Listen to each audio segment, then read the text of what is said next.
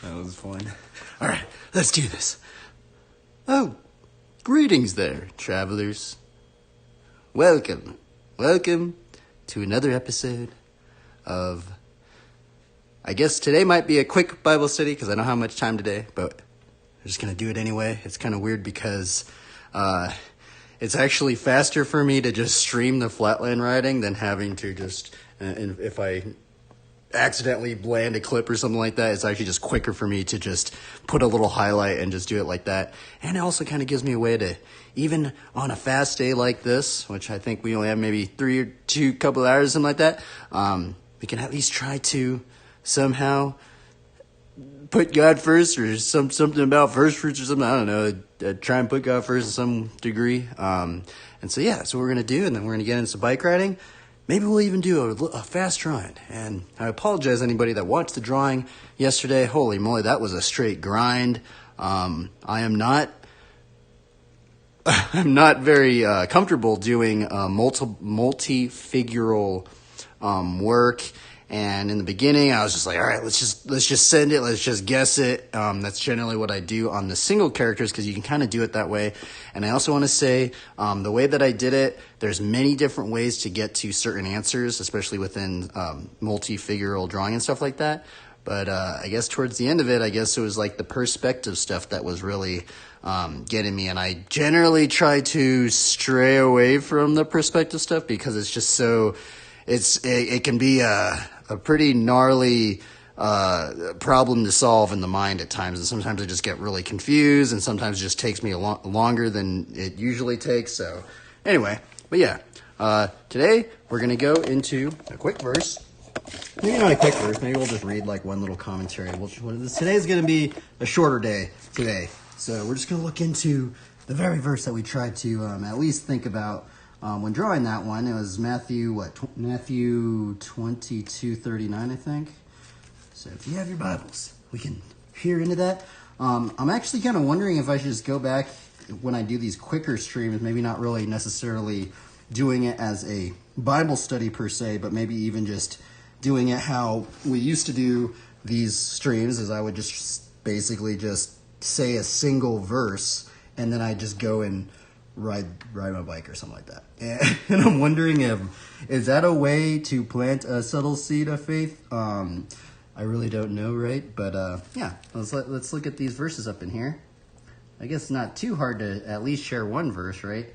So let's just read these ones. Teacher, let's start right here, I guess.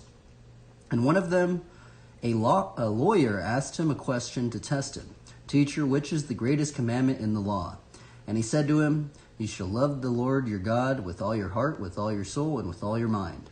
This is the great and first commandment, and a second is like it. You shall love your neighbor as yourself. On these 2 commandments depend on all the law and the prophets. And those are the ones we kind of tried to really think about yesterday in the drawing.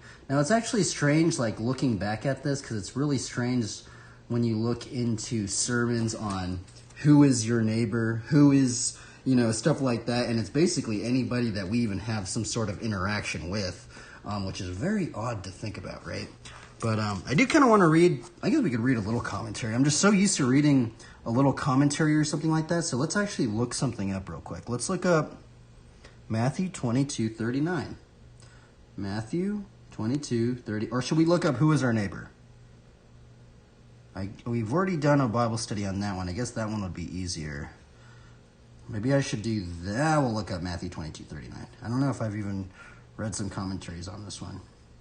So let's see here. Oh, I forgot to put in Bible commentary. So we're just going to type in Matthew 22:39 Bible, or actually you don't even have to put Bible commentary, you just put commentary. Commentary. And we're going to look at some of these. real quick. And the second is like unto it, thou shalt love thy neighbor as thyself.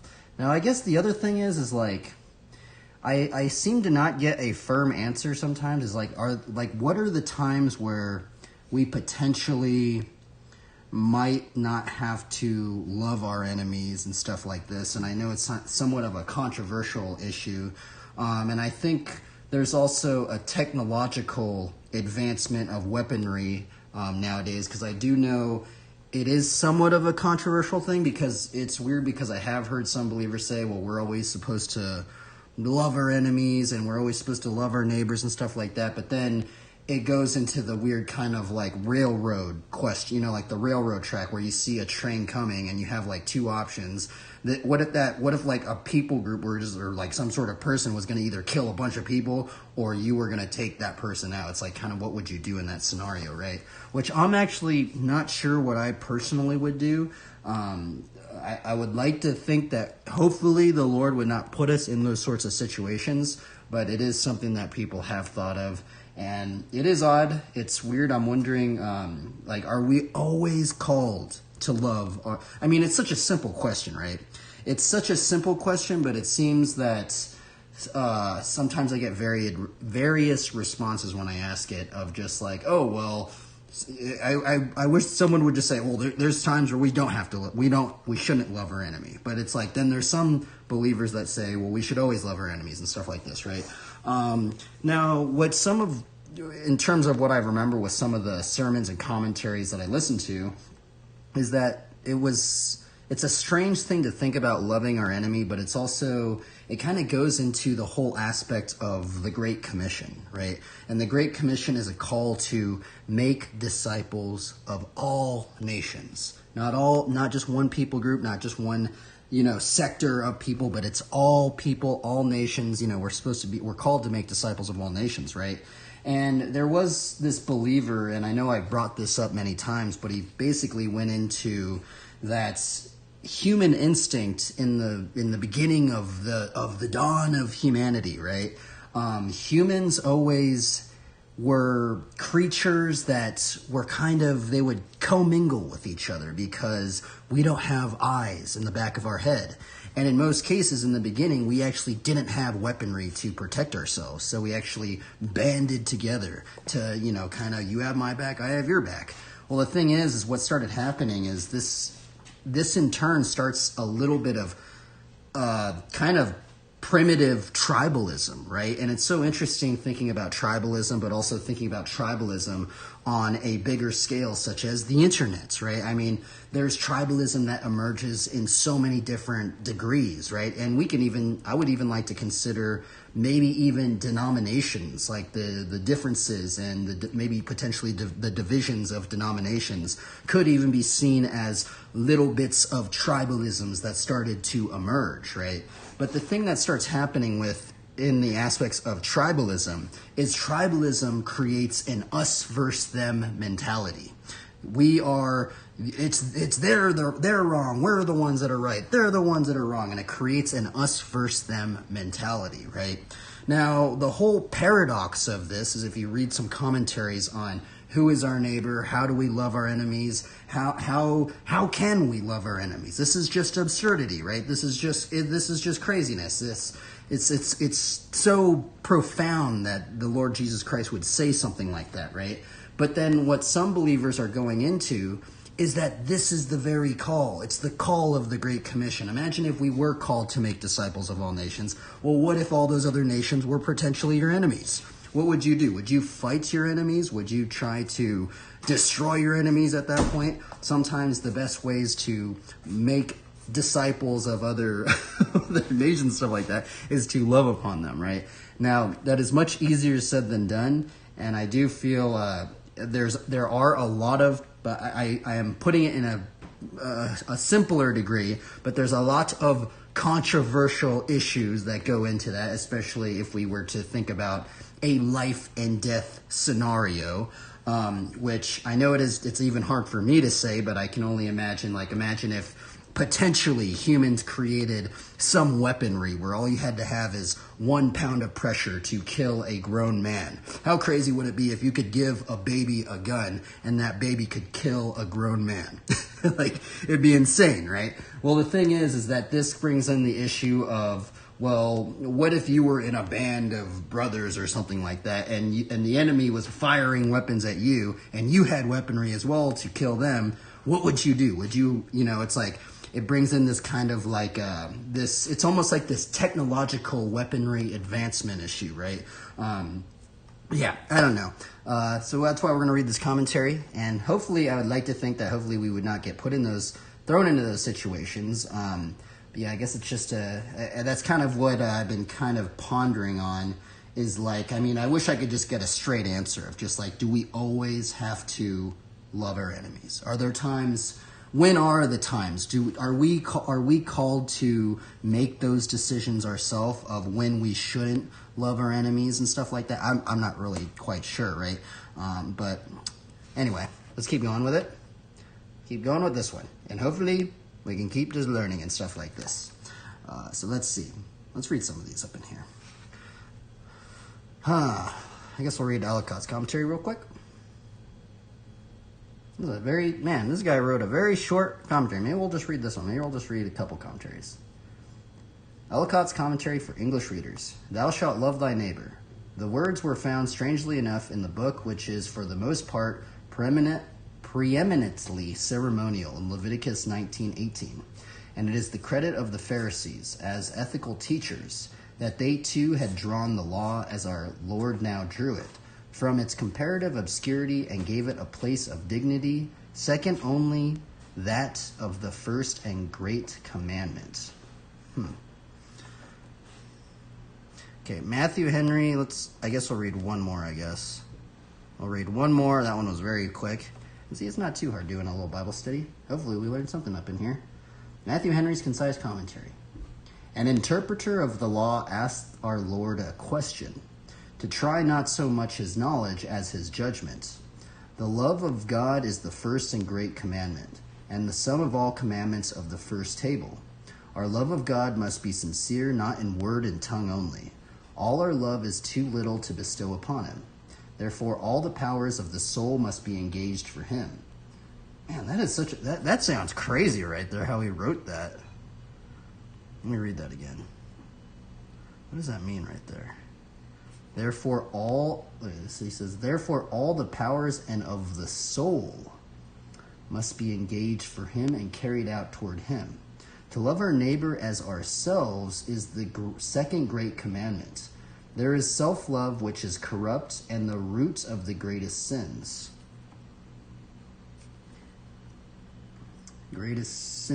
And it must be put off and mortified. But there is self-love which is the rule of greatest duty. We must have a due concern for welfare of our own souls and bodies, and we must love our neighbor as truly and sincerely as we love ourselves. In many cases, we must deny ourselves for the good of others. By these two commandments, let our hearts be formed as by a mold. That is interesting, right? Now, I think as I kind of think deeper into like who, it's like so crazy. I feel like everybody should do a Bible study on who is our neighbor. I mean, there's a great got questions. Let's look that up right there. Who is our neighbor? It's such a crazy, just thing to think about, that anybody that we have any sort of contact with could be considered our neighbor. Now, the crazy thing to think about, which I remember I've went into it many times with the commentary, is that what the commentary brings in is that it's actually weird. There's so many things about technology that I'm bringing up, right? Like weaponry and technology. What happens if we create weapons that could kill millions and millions of people in one little button or something like that? Or some sort of bomb or something like that. It's like, what are you supposed to do in that scenario, right? Or just would we consider even somebody, even on the technological front of talking to somebody on the internet, maybe talking to somebody that we don't agree with, or somebody that we think is completely sinful or something like that, are they our neighbor as well, right? It's kind of, right, it kind of goes, it seems like if we do a Bible study on it, it seems like anybody that we have in contact with is considered our neighbor. Neighbor, and I remember reading the neighbor got questions one. So, I remember reading this one. It should be purpleized. I guess let's just quickly read this one a little bit. Maybe it has a little review or something like this, right? Who is my neighbor, biblically speaking? Many Christians talk about the importance of loving God and loving others, and rightly so. Jesus declared these the greatest commandments in Mark 12:28 through 34, Deuteronomy 6:4, and Leviticus 19:18. And also in Matthew, it's so weird that they didn't put Matthew 22:39, which I feel like they should have. Let's keep going. The idea that we are to love others is sometimes more specifically stated as the call to love one's neighbor as oneself. Who is my neighbor becomes a natural question to ask, right? Now, here's a big one, right? What I've also noticed, I guess not this is actually something that's been, I think, frankly, recorded throughout the dawn of civilization and wars and stuff like this, is unfortunately what happens when we start killing one another is that there builds a great resentment. They have killed somebody that you love, so you want them to feel the pain that you felt, right? And unfortunately, because of this, it's so easy for me to say this, right? But imagine if you went through something and a person killed your loved one. You probably would want to kill that person, right? And this is what's caused so many just disputes of, okay, they killed somebody I love, I'm going to kill them, right? And it's like this never-ending kind of like back and forth thing, right? And unfortunately, sometimes this never-ending back and forth fight builds up, and then wars develop, and then nations never want to forgive another nation and stuff like that, right? And it's crazy to think about all that stuff, right? And I think that actually might be, if I think deeper in it, man, that would be so hard. What would you do, right? And I've been thinking about this, right? Imagine what would happen if your enemy killed somebody that you loved, right? Would you forgive that person? Would you still love your enemy at that point, right? I think that would be a very, very, very difficult thing to do, right? I don't know what I would really think about that, right? And it's a very interesting thing, but sometimes I would like to even think that sometimes like killing just keeps begetting killing, and it's almost like this never-ending kind of just churning storm of like, if you're the one, you're going to get resentful, and then you're going to kill somebody that they love, and then they're going to just keep doing it. And it's just this back and forth thing, right? And man, it's really sad that this thing has occurred even, since the dawn of when people, I guess maybe even Cain and Abel, when they, the first murder that was recorded and stuff like this. But yeah, it's just weird to think about. Let's keep going. Man, it's weird. I wasn't even going to do a Bible study today. I was thinking I'm just going to do one verse. Like, I was like, dude, I'm just going to read one verse. I'm going to ride my bike, right? But the thing is like when I read even just one verse, I just want to I just want to learn more about it, because especially kind of this stuff, because this stuff is actually really, really, really, really gnarly. But let's just quick kind of maybe we won't read this entire thing. Let's just read a bit of this. The commandment to love one's neighbor as oneself comes originally from Leviticus 19:18, which says, "Do not seek revenge or bear a grudge against anyone among your people, but love your neighbor as yourself. I am the Lord." The Jews of Jesus' day would largely have understood their neighbor to be their fellow Israelites, but God has a broader definition in mind. Loving one's neighbor more than simply loving those who are like us and who can love us in return. Luke 10 records an incident in which a scribe, an expert in the Jewish law, tested Jesus about what he must do to inherit eternal life. Jesus turned the question back to the scribe in Luke 10:25 through 37. The scribe responded with the command to love God with all one's being and to love one's neighbor as himself. Jesus affirmed the response, but the scribe, wanting to justify himself, "Who is my neighbor?" Jesus replied with the parable of the Good Samaritan. In the parable, a man traveling from Jerusalem to Jericho is attacked and left for dead on the side of the road. A priest walking by sees the man but passes on the other side of the road. The same happens when a Levite travels through. In essence, two Jews, both of whom were from priestly line of Israelites and should have known and followed God's law, failed to show love to their fellow Israelite in need. However, Jesus said, along came a Samaritan, a person generally disdained by the Jews because of cultural and religious differences. And, I lost my place. I was right at the top. And it was the Samaritan who stopped to help the injured man. He cared for the man's wounds and paid for him to stay at the inn. In short, a person whom the Jews would have considered unclean and outside of God's covenant demonstrated compassion for one who would have considered him an enemy. Jesus asked the scribe which of three passerbys was a neighbor to the injured man. The expert of the law replied, the one who had mercy on him. Jesus told him, go and do likewise. Luke 10:37. So I guess compassion is such a big one, right? Just thinking about compassion, right? And it's weird when it's actually just strange really thinking about the word compassion, right? Because it's actually very odd thinking about the psychology of humans, right? What could drive what could drive a human being, right? Maybe once that was didn't want to kill anything, what would drive a person to just want to kill and or maybe even see killing as just a gust of the breeze. Just it's okay to just do any of this stuff, right? It's actually very odd to think about this, and I'm wondering if there's these subtle things that make. I mean, how crazy would it be if you could somehow program people to think killing was just nothing was wrong with it, right? It's like, and just almost lose total empathy towards your neighbor and total just self-regard of like what this might actually do later down the road. It's kind of scary to think about, right? Let's keep going. Our neighbor is thus anyone in our proximity with whom we can share God's love, right? And I might just end it right there because this commentary is a little bit longer. But I guess that's something we should think about right there, right?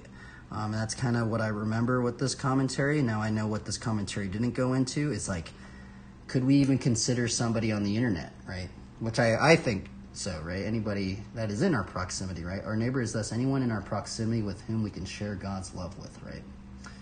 And I guess let's go into God's love as a little, let's see if we'll do little, maybe not test, but like as a memorization game. Let's see, I remember love is patient, love is kind, love does not envy, love does not boast, love is not irritable, love is not arrogant, love endures all things, and man, I always just can't remember everything. I've looked at those verses so many times, I can't even remember all of them. I know I'm missing some. I just can't. It's crazy. I can't remember them all. Okay, let's read it again. I guess I still have, even though I've read these verses so many times, I guess I still have to keep reading them, right? Love is patient and kind. Love does not envy or boast. It is not arrogant. I forgot rude. Or rude. It does not insist on its own way. I forgot about that one too. It is not irritable or resentful. I guess I forgot about resentful. It does not rejoice at wrongdoing, but rejoices with the truth. Love bears all things, believes all things, hopes all things, endures all things. Love never ends. As for prophecies, they will pass away. As for tongues, they will cease. And as for knowledge, it will pass away.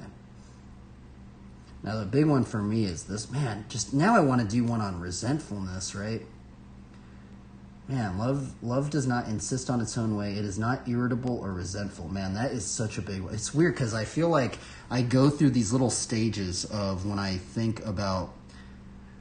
It's weird. Sometimes I mean, I'm wondering if this happens to a lot of other believers, but I feel like many times when I'm going throughout my day, I have these certain verses in my mind. And I do remember this one was in my mind for a while because we did a Bible study on it, and then I kind of just stopped thinking about it for some reason. I feel like that's such a big one, right? Love is not irritable. Which irritable, I think, goes into being patient, right? Can we be patient? And it's almost like, can we be patient even with people that are not patient? Because I think sometimes that could actually give us some irritation. But anyway, I guess that was a very quick Bible study. I tried to do it and hope, man, it's crazy that I want to do Bible studies in this time frame, but I wasn't even able to read this entire commentary. I guess we read a bunch of commentaries. But all right, let's do a quick card draw, and then we're gonna just then ride our bike then.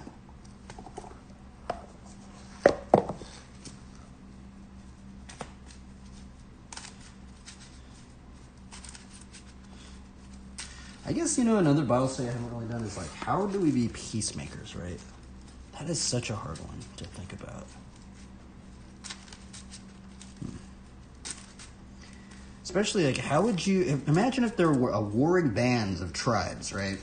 Or maybe even just two tribes. What if we saw, like, two tribes fighting each other, right?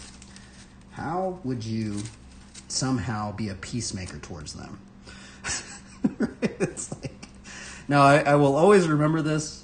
I don't know if he wants me to share his name, but I do remember we had a discussion on how... Okay, so what would you guys do if there were two warring parties fighting amongst themselves? Or many warring parties? What would you do, right? How would you get them to stop fighting each other? Now, it's so funny. I won't say his name. Maybe I should say his name, but I won't. It's so funny. I mean, I guess it's not funny. It's actually kind of gnarly to think about. But one way that this guy said is you starve them out. You cut the resources or something like that, right? And I mean, that would maybe end both of the sides if they, what if they both the sides just stop getting resources or something like that, and they're just like, we need some food, we need some water or something like that, right? Man. But I don't know, is that being a peacemaker? I'm not really sure, right? The other thing about what's weird about like the whole peacemaker thing is, I know in some RPG games, there like some of these like first-person shooter games, there's like this gun that's called what? The Peacemaker, and it's just like this gnarly gun or sometimes, right? And sometimes I wonder if that's even... I know it sounds weird. I've been pondering on it. But is that a way to be a peacemaker? That you are just the one that has, like, the gnarliest weaponry, and you're just like, all right. You're almost like, all right, don't fight each other, because then both of you guys are going to get destroyed or something like that, right? I don't really know, right? But, because then the other option, what's weird, is imagine if you were trying to be a peacemaker in front of two warring parties, and then what if they both turn on you, and they just kill you, right? It's like, man... It kind of makes me think about the drawing that I did yesterday, so I don't know. And I think that's man, we're going to have to do some Bible studies on that. How do we be a peacemaker? Especially, maybe, how do we be a peacemaker in the 21st century? Because isn't there that one verse that says something like... Is it peacemaker or peacekeeper? Let's look at it. Peacemaker, peace, like peacemaker, sons of God. Peacemaker, sons, or something. Verse. Blessed are the peacemakers. Blessed are the peacemakers, for they shall be called sons of God. How do we be peacemakers? I mean, that's such a... I mean, does peacemakers really mean...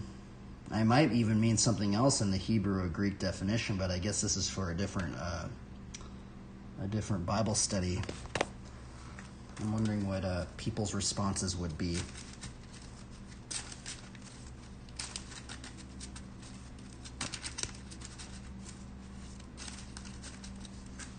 How can we make peace?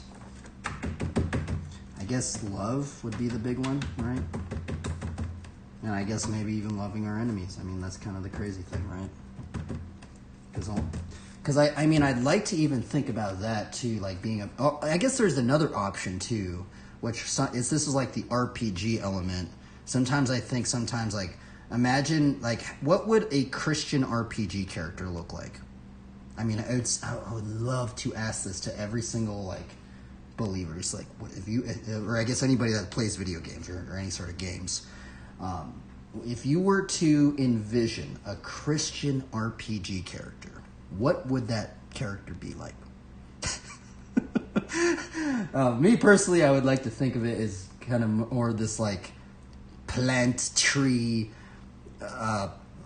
nature, paladin, maybe I won't say nature, plant, tree, fruiting vine paladin, right? Armor, holy knight thing.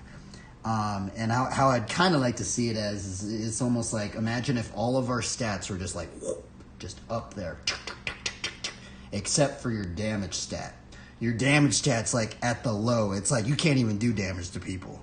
And it's almost like you're this gnarly tank healer. I mean, maybe that's what it might be. Like, you are like a tank healer, and instead of killing people, we plant seeds in others, we love upon people, and we turn them into trees. I would love to see that sort of RPG character. Imagine if there was like an RPG character, and instead of killing people, you turned them into a tree. You're like, I'm going to plant a seed, and then they just end up turning into a tree. That'd be a gnarly character. Anyway, let's do a card draw right up in here. Treat people, treat people, treat people. All right. First card of the day. Oh, we drew this, I think, yesterday. Or maybe we didn't. Plains. For 2. Ooh, interesting. Heavenly Blade Master. Now, we also want to say there's the other thing about... Now I want to think about... Man, now a whole nother question comes up to my mind. What about angels? You know? Because aren't the angels supposed... Aren't they going to, like, be fighting the demons? Like, the Lord... the Archangel, Michael, is going to battle Satan towards the end. Ethereal armor. This one reminds me of the armor of God. Man, that one looks so cool.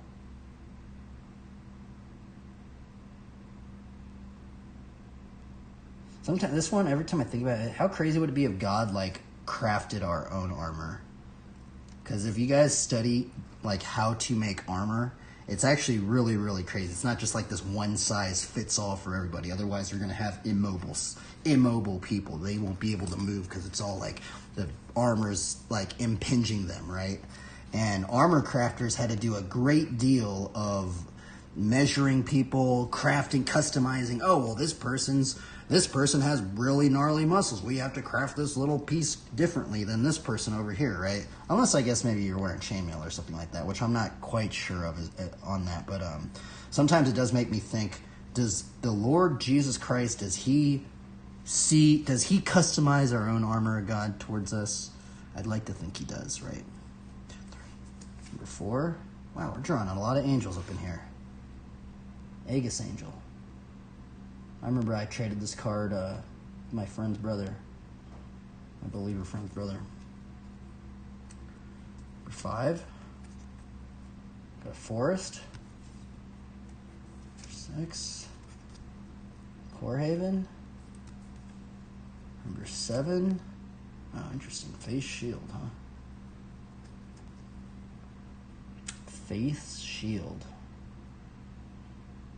Now, looking back at this, I feel like if I were to draw that sword like that, I would get a lot of, I feel like if you do a scene differently, you kind of can depict something. Maybe that's why I need to get more into the perspective stuff, right? Because I know if I were to draw a character like this and be like, oh, well, that's Faith Shield, and I threw it up on the Christian forums or something, they'd be like, you're promoting violence and all this stuff, right? And so, man, how do I make everybody happy? That's the hard part. 1, 2, 3, 4, 5, 6, 7, 8. Kron, the Dawnclad. This card is gnarly. Now, see the weighing scales? That does kind of make me think. I'm glad I drew Kron, the Dawnclad today. Because this one actually does make me think about the weighing scales of kind of like justice, right? And maybe the weighing scales of if you were in that weird position, which hopefully I would like to not be in that sort of position, but say a position of imagine if there was a person and that person later down the road was going to kill millions and millions of people, and you could take that person, or imagine if you were in this scenario with technology and weaponry got so advanced to the point where they had a nuke or something and they're going to fire the nuke out, but you had to, if you didn't kill them, they're going to kill way more many people on your side. It's like, what would you do in that scenario, right? And I'm wondering if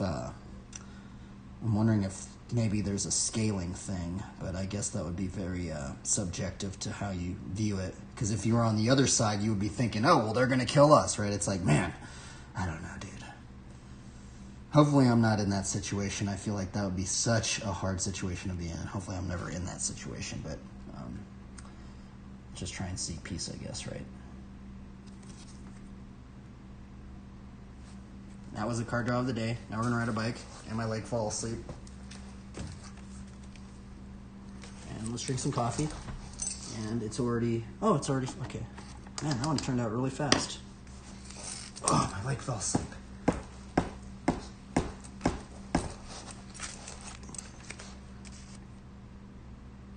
Crond the dawn-clad.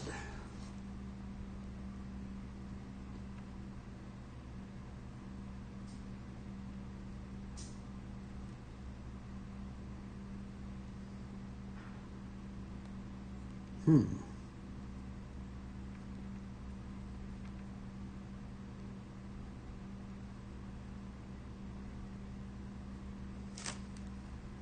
right, let's drink some of this coffee. And let's try to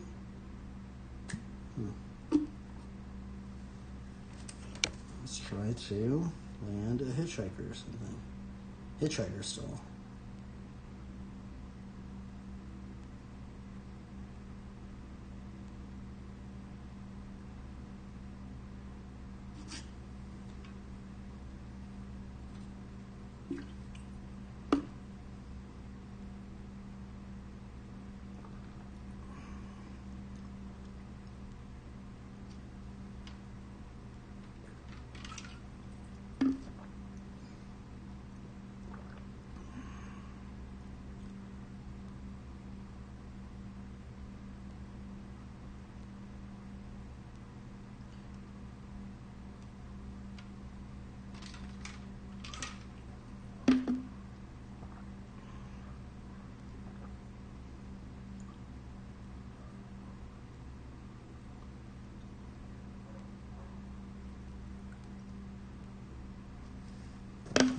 We be peacemakers? That's a good question, huh? That is a Bible study we're going to have to do up in there.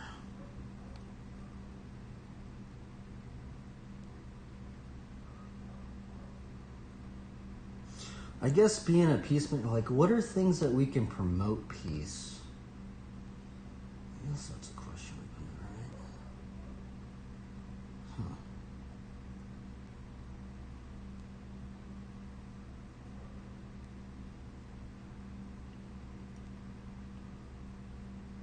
Maybe we should do more peace signs. Robert Christopher, 33. Yo, what's up, man?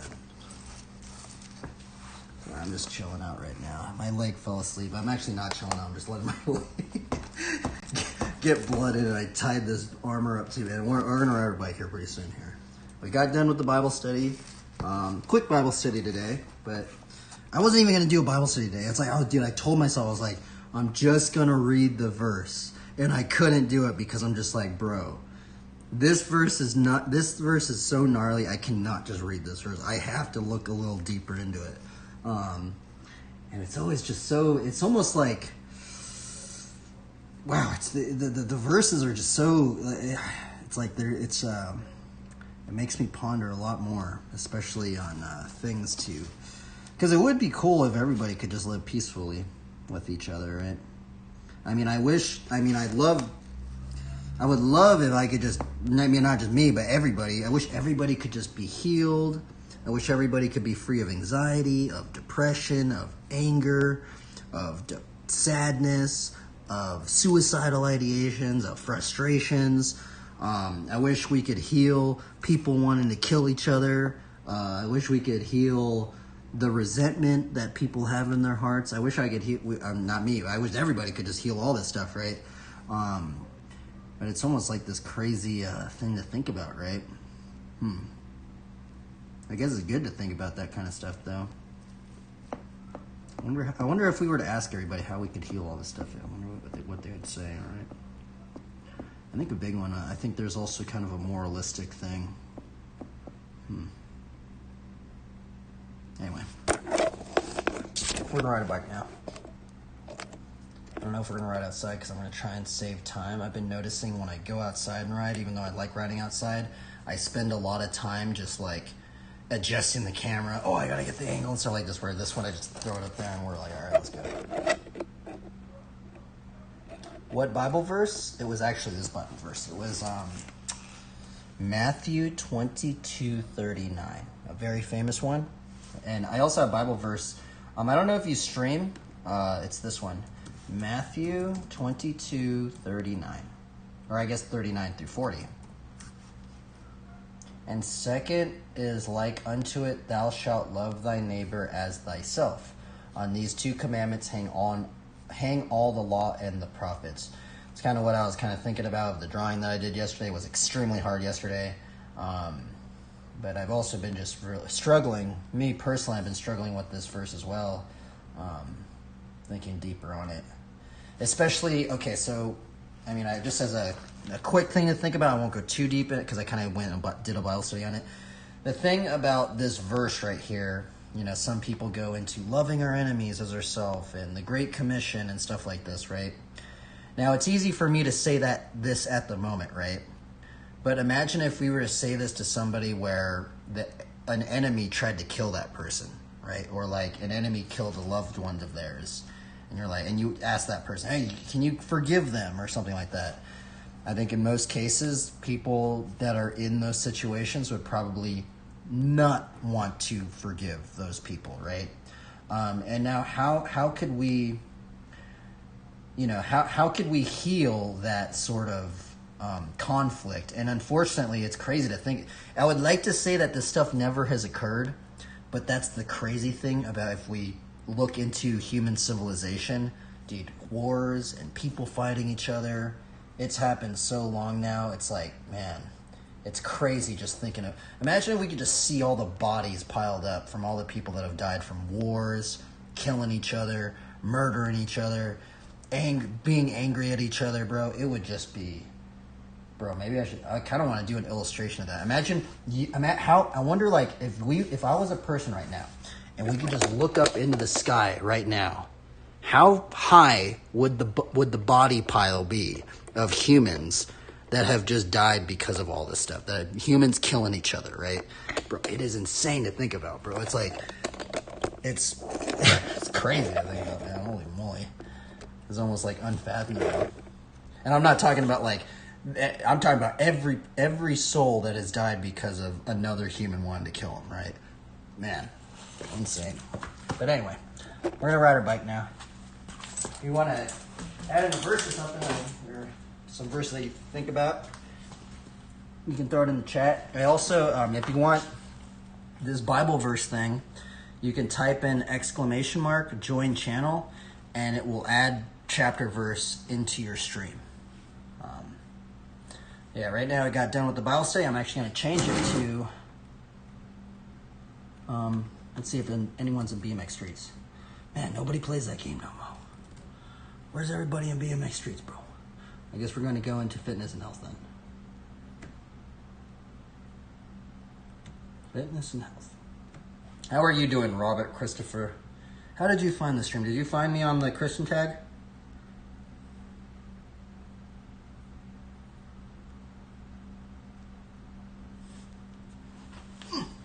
Ow. Are there any verses you're thinking of? Any questions? Any things I could help you with? I appreciate you stopping in. I mean, that's cool, man. I don't know. No worries, man. It's all good, brother. It's all good. Thank you for even taking the time to write something, man. That's cool, man. So, my streams are a little weird, by the way. So, now we're gonna ride our bike. Now, the cool thing about the bike is you get to observe a lot of parts of humanity. And I would highly suggest anybody out there. Now I'm not saying you need to get a bike, but I will say the bike is very, very fun. Even though my stream probably seemed very boring because I'm just running flatland, but there's a lot of different styles. You can race, you can make dirt jumps, you can ride a skate park, you can ride flatland, you can ride a curb, you know, it's like you could just go outside and you can just explore. That's where it barely even lost any PSI.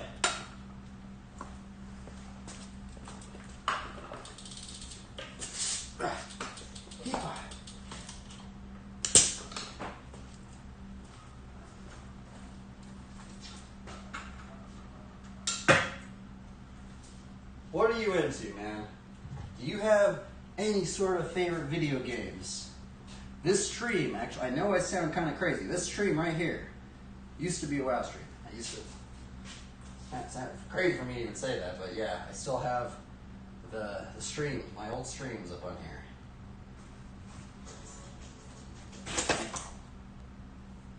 So now what we're going to do is we are going to ride the bike. And listen to copyright-free music.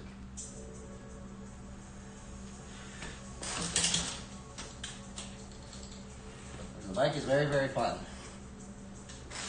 And I need to raise this up a little bit. It's kind of low, isn't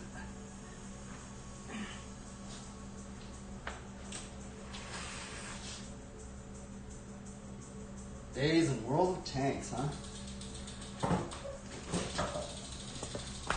Zombies are kind of interesting to think about. You have a favorite zombie movie?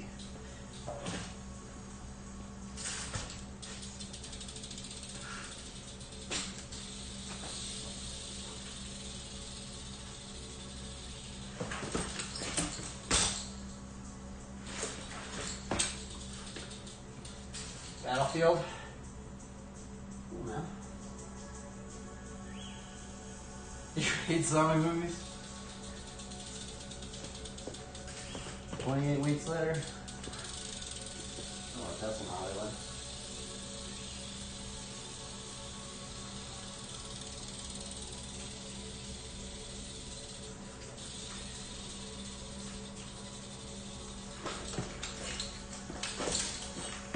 I kind of lost that trick.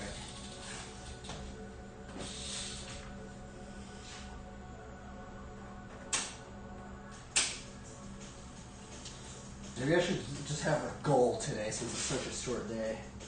Maybe the goal will be hitchhiker.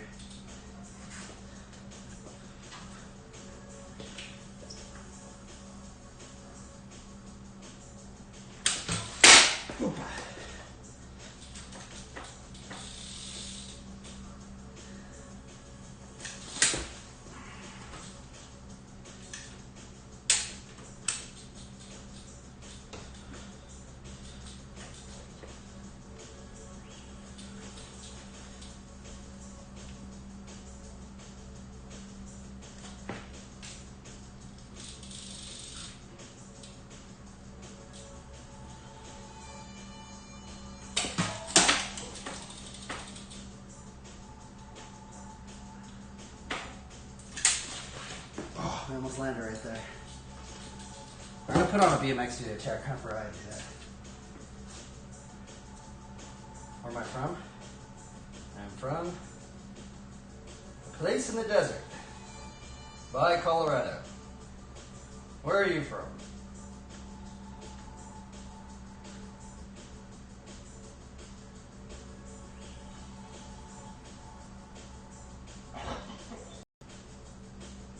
And I have all these tabs still open.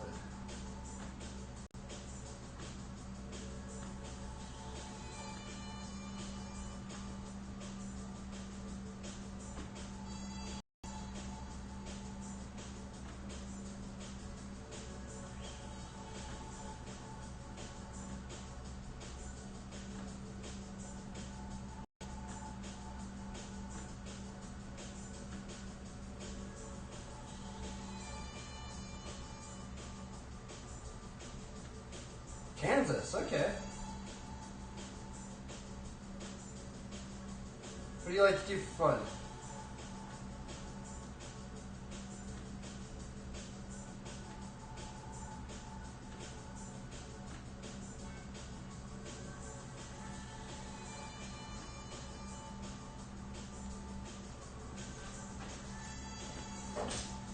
Have any hobbies? Favorite Bible verse?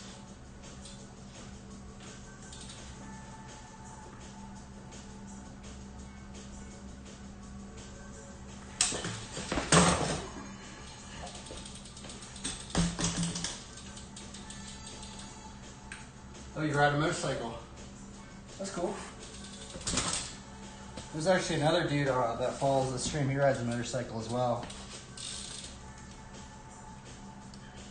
I haven't seen him in a while though. I wonder where he's at.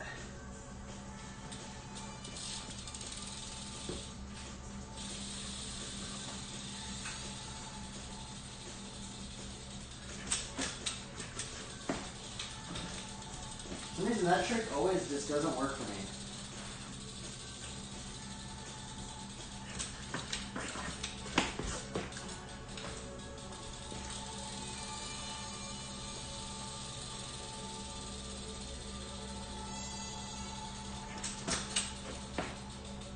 That one's called a side squeak, I think.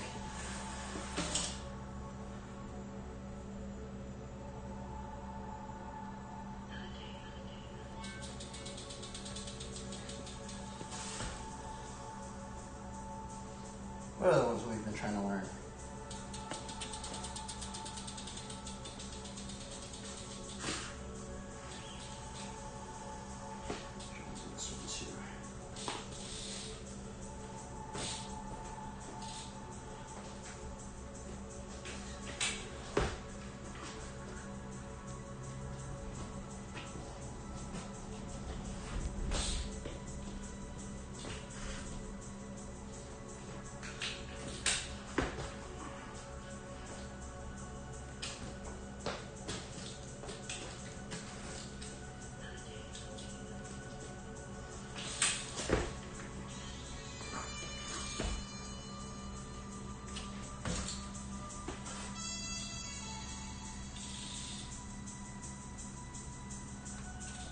Oh, your favorite Bible verse is Psalms 23? I think I've tried to memorize that one. Psalms 23. I think it's what? The Lord is my shepherd. I shall not want. He makes me lie down in green pastures. Beside the still waters, I might have gotten those mixed up. He restores my soul. He leads me in paths of righteousness for his name's sake. Even though I walk through the valley of the shadow of death, I will fear no evil. For you are with me. Your rod and your staff, they comfort me. You prepare a table before me in the presence of my enemies. My cup overflows. Surely goodness and mercy shall follow me all the days of my life, and I shall dwell in the house of the Lord forever. I think it's that one, right? I think I messed up the first part. Kind of weird that I have that one memorized, but I really like that verse too.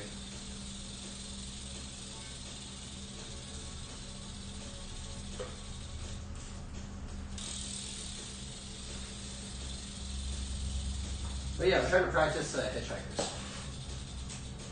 Somebody hit me up?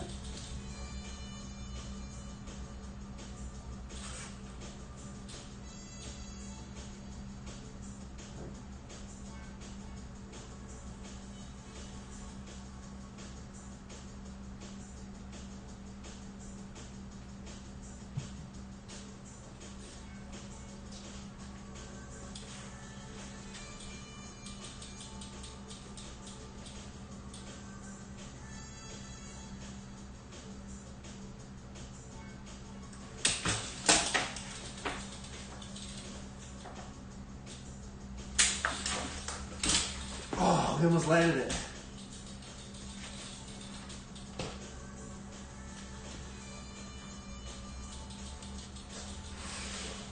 Getting a little bit better at it, I think.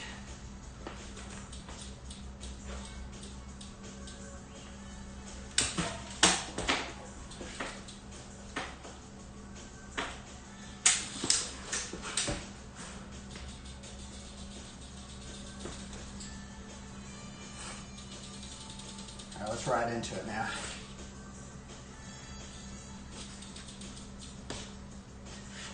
I'll walk you, I guess walk you to it.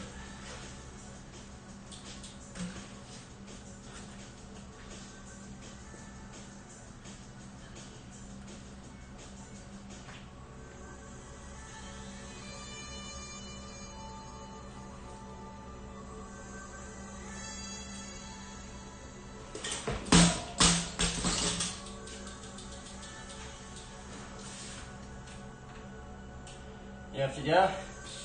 No worries, bro. Keep trying your best and have fun, dude.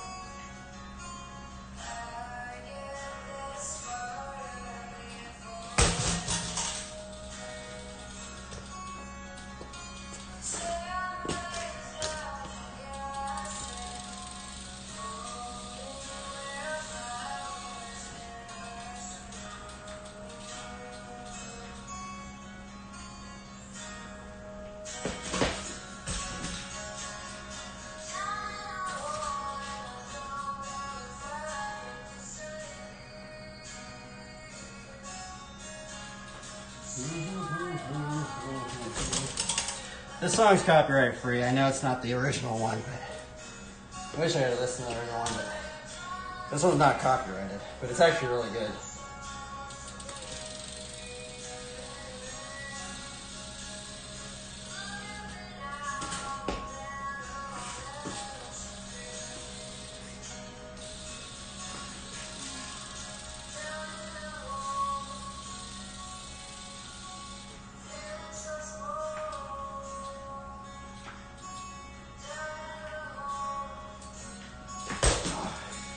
I'm not committing.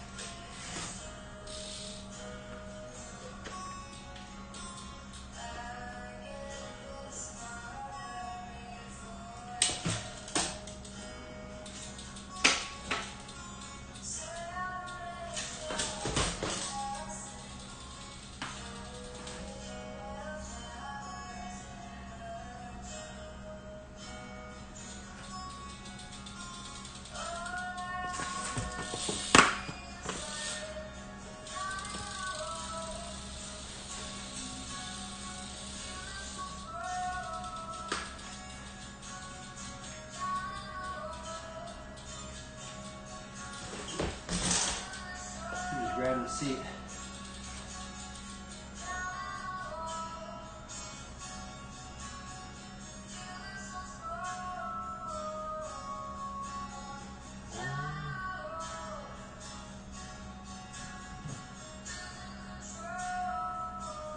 I think this song is copyright free.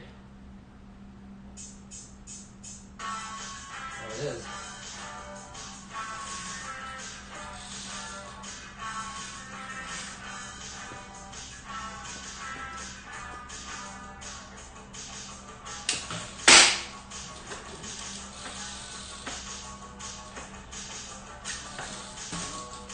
Oh, maybe you don't even grab the seat.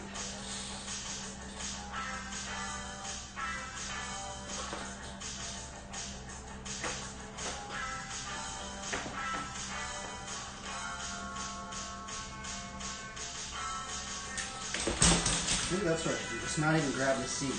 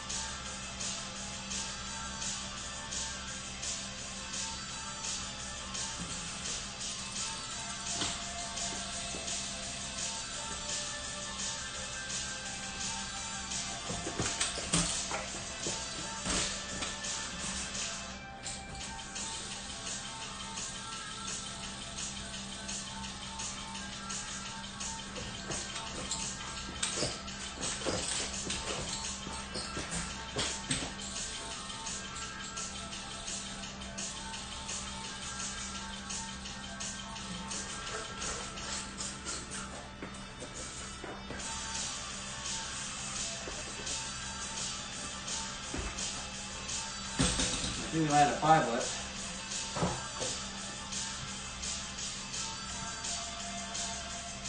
I don't land anything today. At least we landed that. Yeah, I won't land one of those in a while.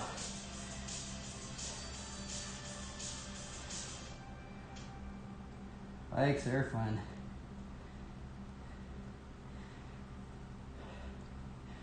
I know flatland seems kind of boring to everybody, but I think it's fun.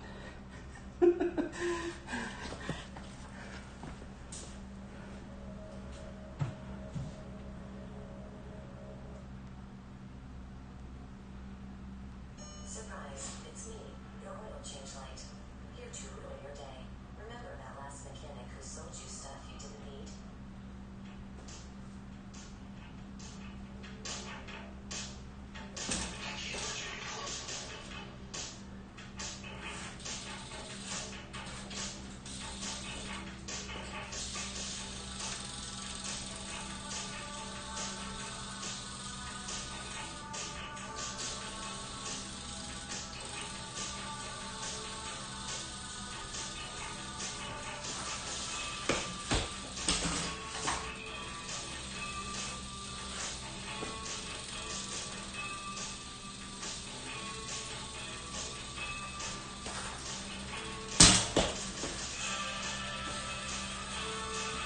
Figuring it today.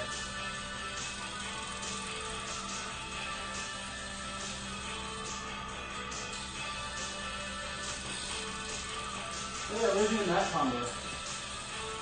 No.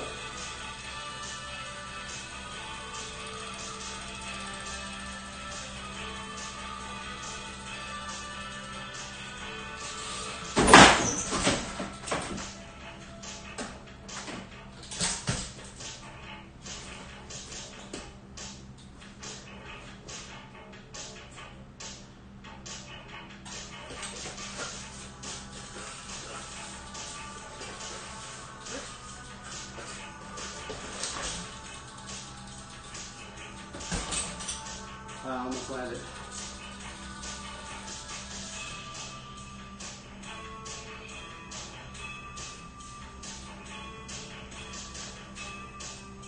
That was close.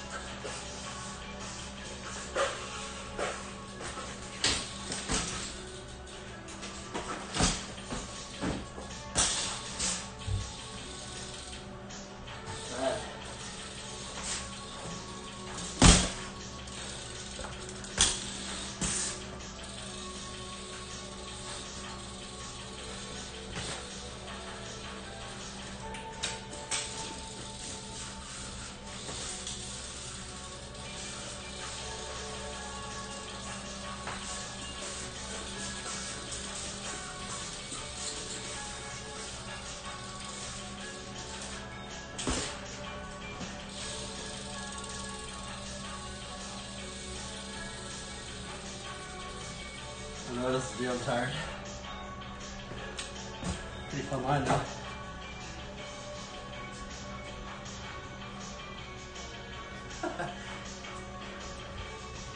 And I can never land that line smooth. The grind to the cross circle K. This one.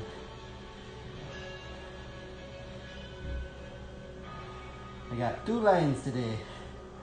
And we got 2 lines already in under 30 minutes. Pretty stoked on that. I guess it was maybe 15 minutes, but.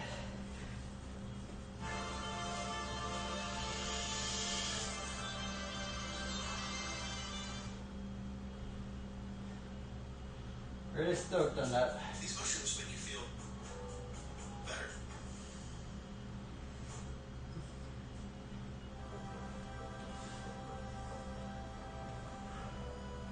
Is this still on copyright free? Oh, it is. Rad.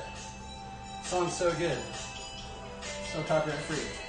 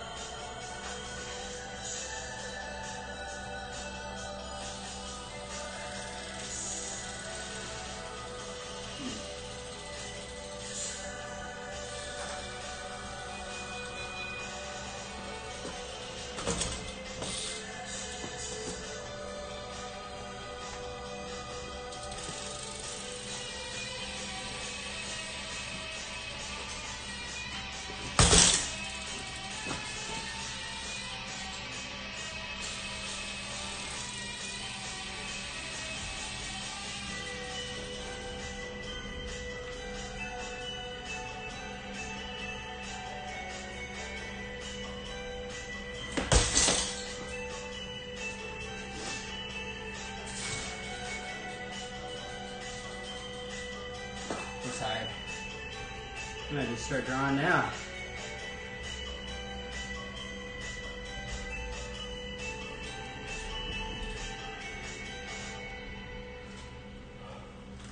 I probably should. Things I gotta do. Just do a quick drawing.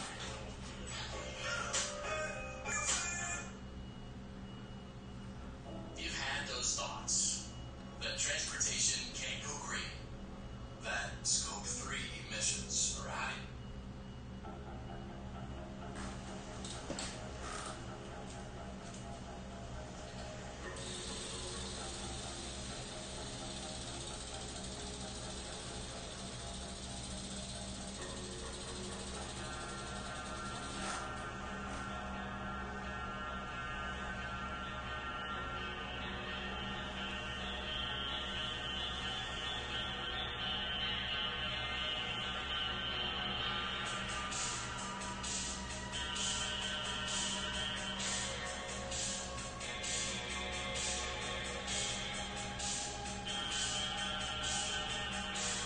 That's what we're trying, a new combo.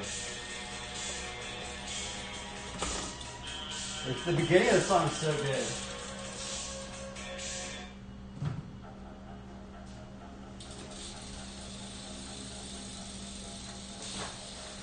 Let's see if we can do a sticky into it.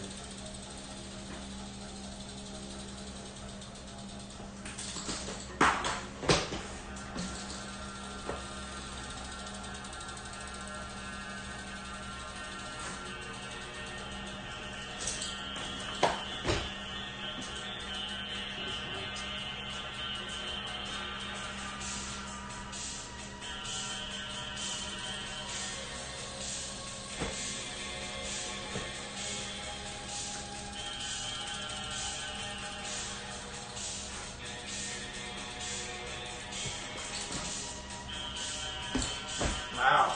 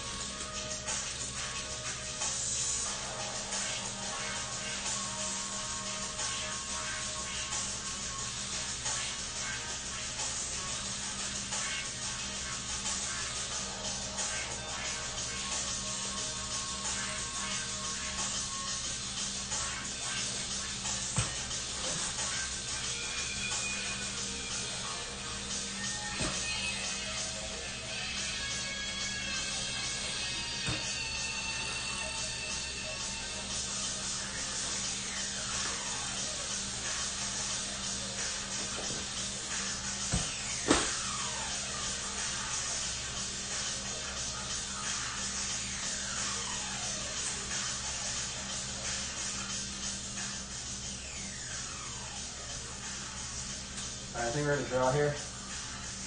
Yeah, I got a draw. As we're gonna just quick lead next session. Draw.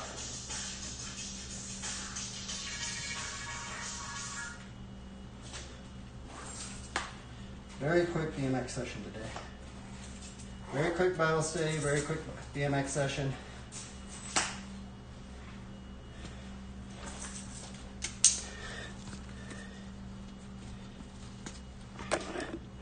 Huh. Maybe I should be inspired by one of these. Crawl into the Downclad. Crawl into the Downclad. Oh, wait, I need a...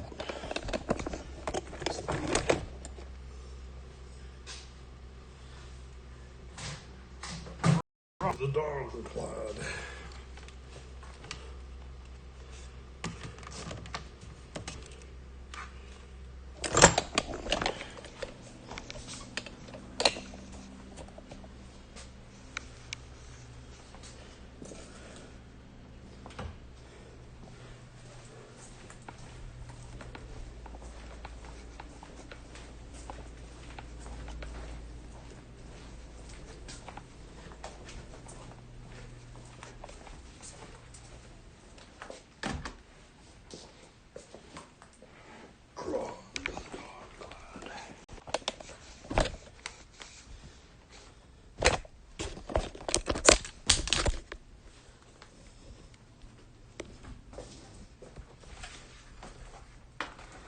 Hata shabagatupa.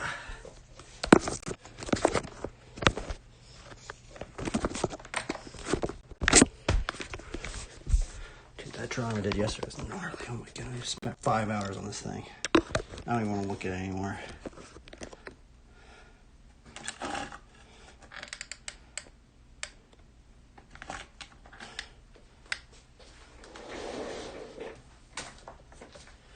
I think we are going to do a perspective technique now.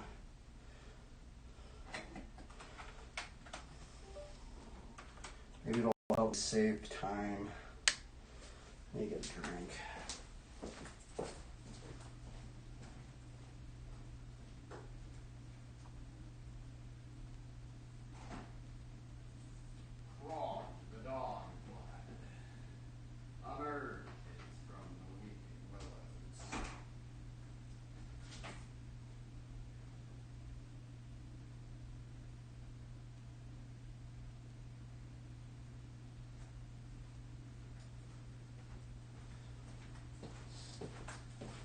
Okay.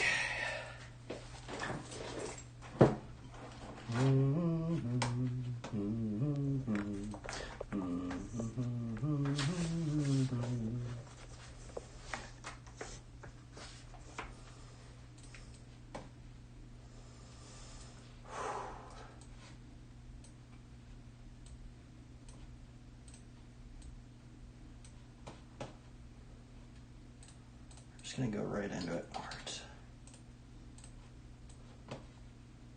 Going right into it, everybody. Okay, let's just send it. Wait, where's my...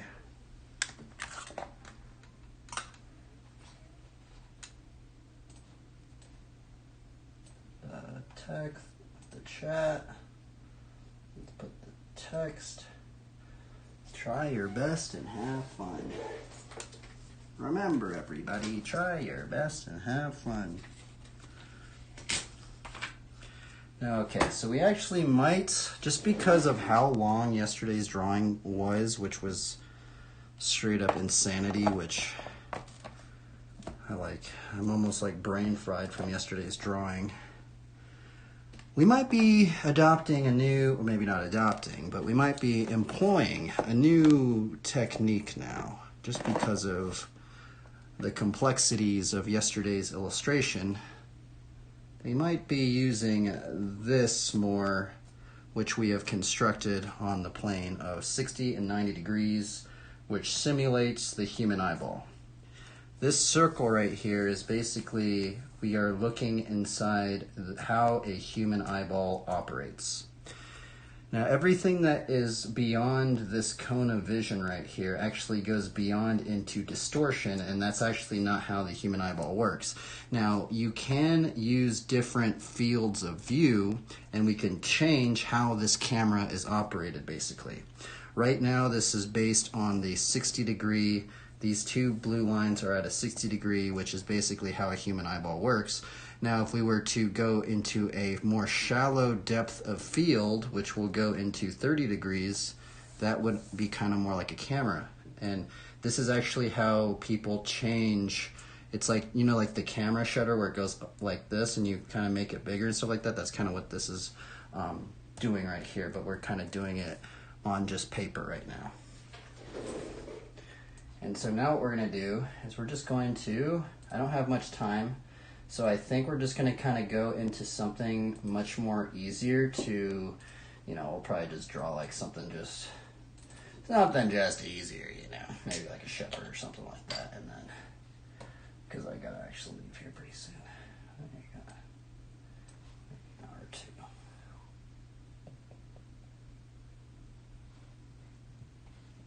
What happened to my music?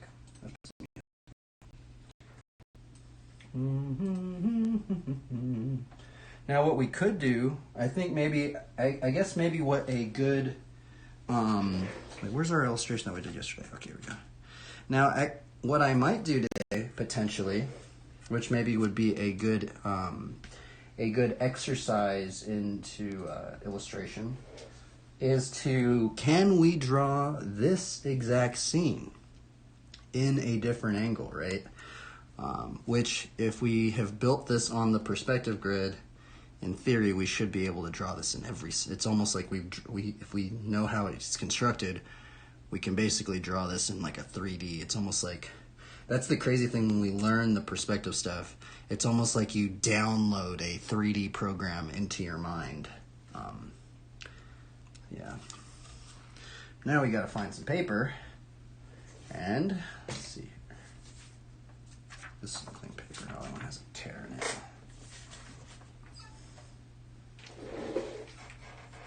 And let's put some music on here. Playlists. Let's see here. What should we listen to? Listen to this, I guess. There's probably going to be a commercial. We might go into something a little bit more easier today. Where's our music? Oh, here it is. Oh, I need to have to draw today.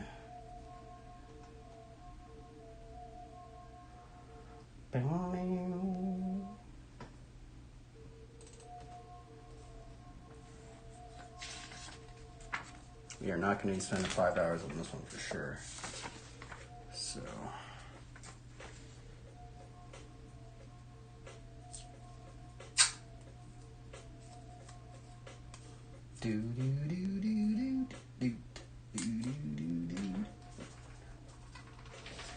Okay, so let's see here. This is our horizon line. Is this camera all messed up? I think it is. There we go. So from this horizon line, we can then establish where we want our shot in this frame.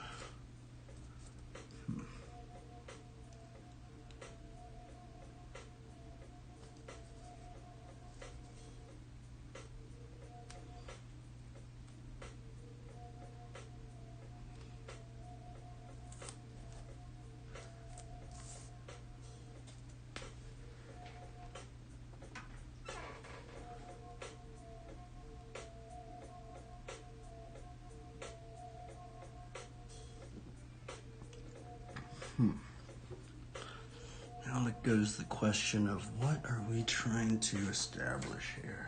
These ones are way harder. Now I guess the other thing is what we could be doing as well.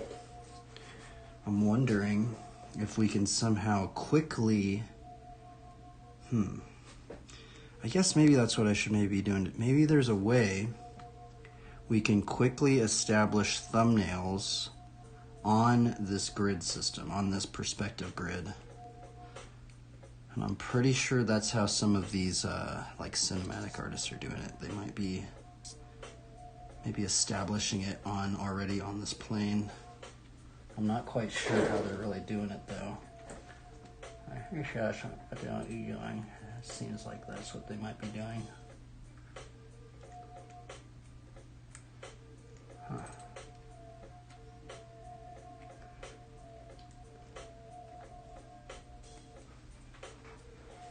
I'm tired.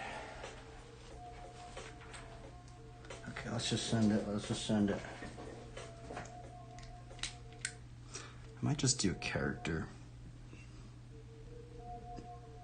I think the characters are much easier, everybody. So I think that's what we're going to do, okay? I think we are just going to do a character. But let's see, can we do the character, but also, so that's the other thing I'm trying to think of. Okay, can we do the normal characters I'm doing, but somehow quickly place it on this perspective grid that does not take hours and hours and hours and hours? I think there's a way to do it, so let's see if we can think about how to do this. And there's a commercial right now.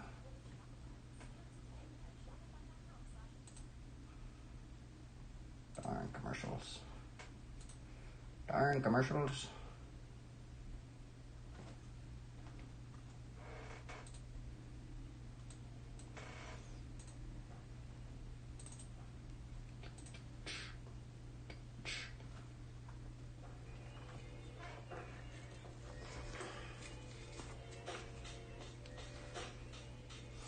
We also could do different scenes. For some reason, this perspective grid intimidates me. I don't know how to go about doing this.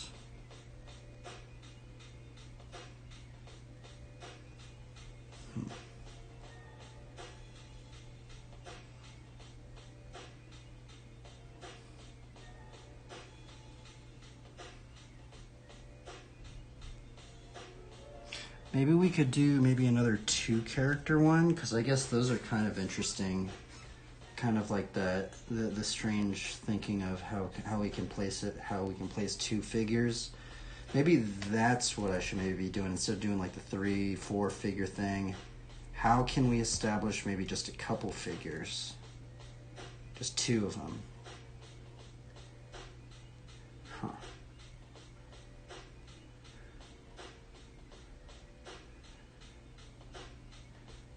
Interesting.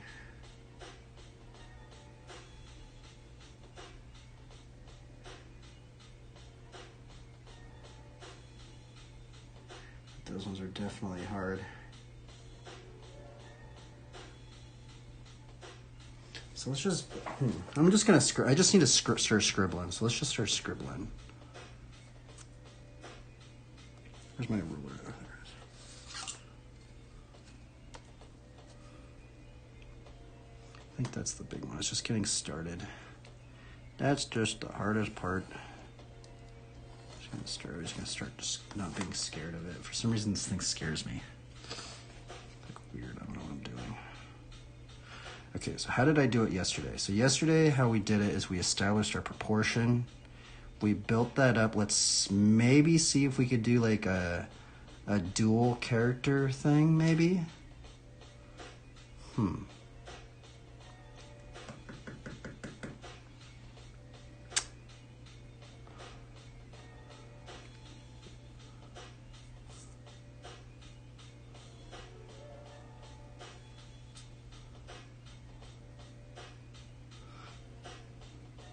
We could do another one. I mean, we could do one as in the viewpoint.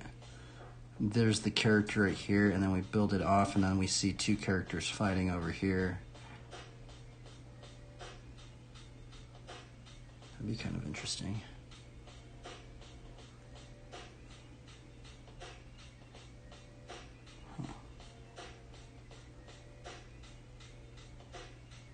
Or we could just do the 1 character. I think we're just going to do the 1 character.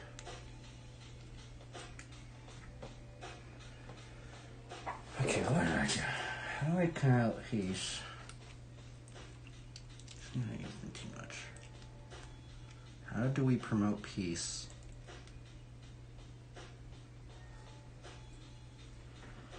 How do we promote peace?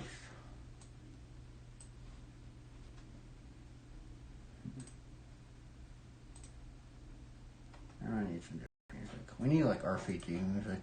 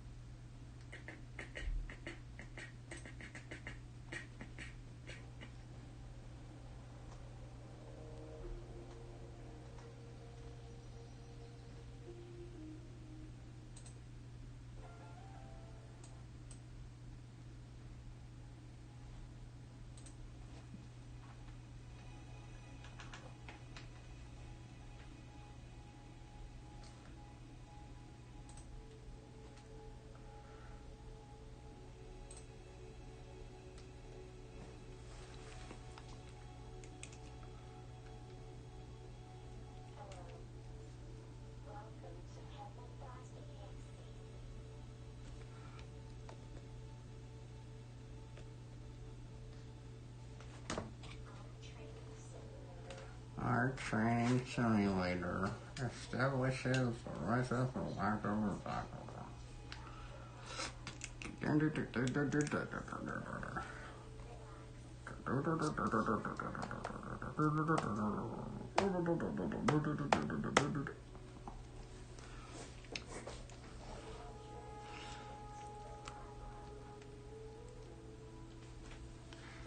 Why am I scared of this thing?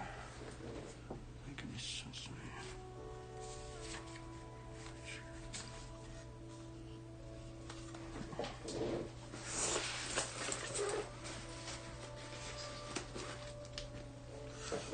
How do we promote peace? That's the question now.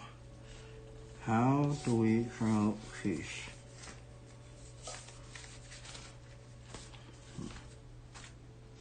I guess I'll just draw Knight A.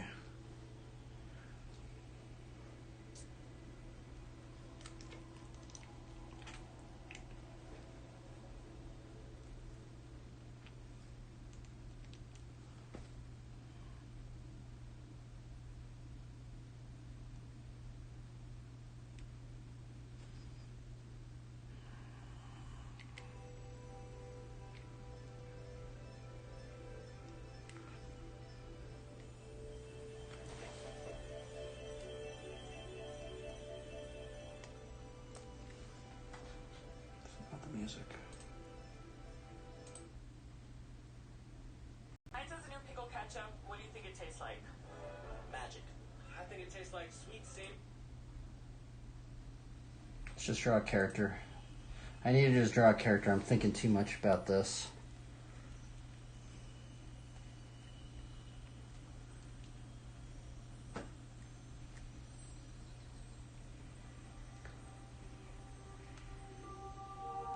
Yeah, we need to just draw a character.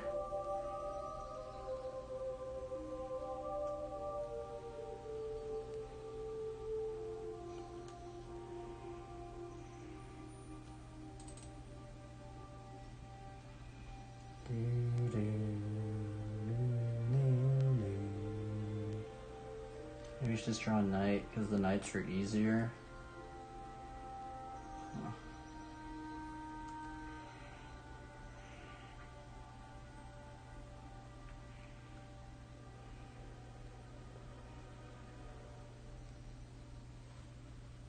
There's this one in here.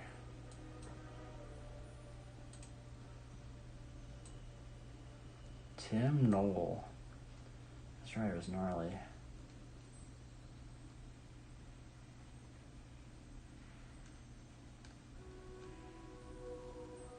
Huh. How do we do this? I mean, we can maybe draw one with a different box. Maybe that would work. But if we put the box...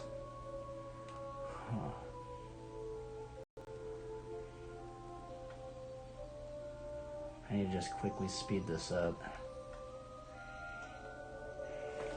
We need to just draw something. Let's just free and just send it.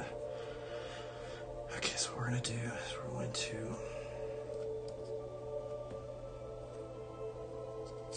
we're gonna establish our. We're gonna maybe do one similar to the one we did, not in terms of the scene that we're doing, but I'm trying to think how do I draw a character, but place it in the perspective grid. I think this is how we do it. We are going to be. We have to make the box somehow.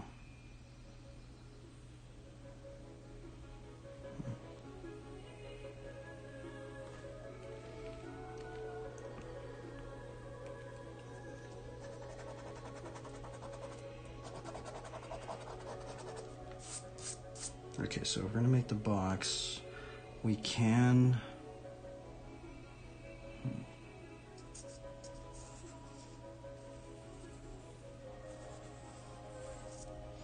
Let's see what happens if we make the box from this point right here. So let's see if we can measure this out.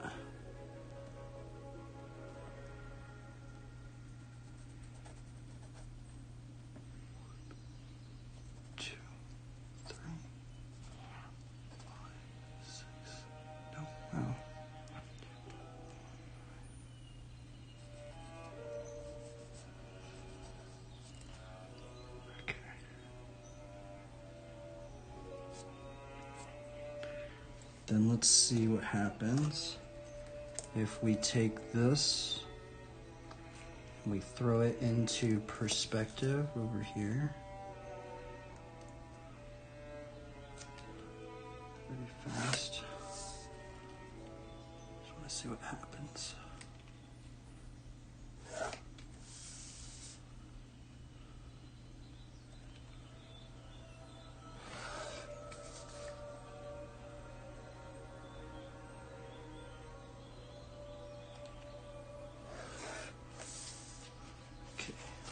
So now we've established our proportion of this character in this space. So this means that if we draw a character on this perspective grid, we can in turn figure out how to draw other characters if they were standing up anyway. But we can figure it out now if we know that this is like that. So let's just see what happens. Because we can always, let's just box this out real quick, just so we can kind of have a little, just kind of understanding of the space that we're making.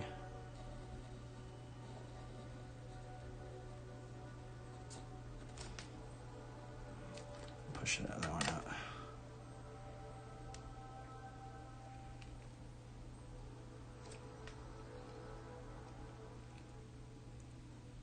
Now I feel like I wouldn't have to do this though, but just because it will make us think differently about things.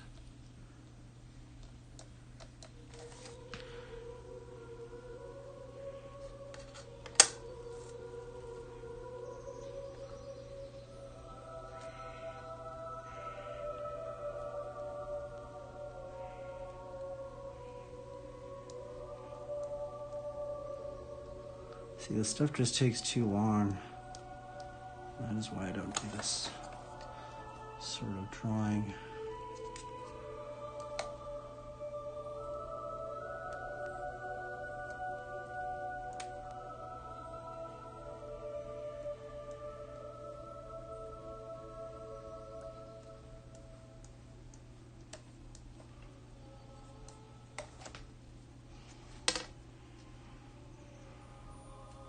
I've almost just gotten so confused with what I'm even doing.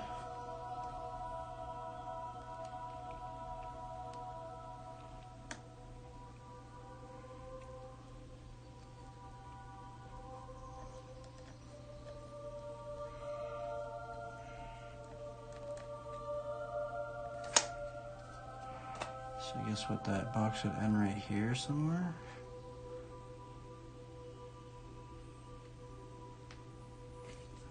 Going crazy. Why did that not work?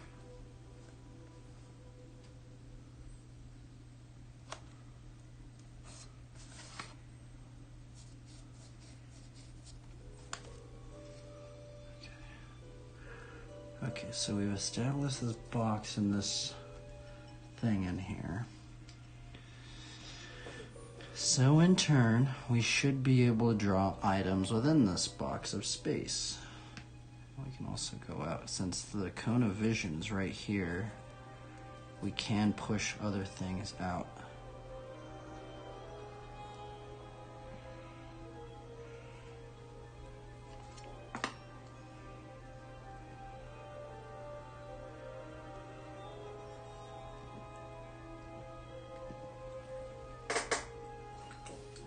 I need to speed this up.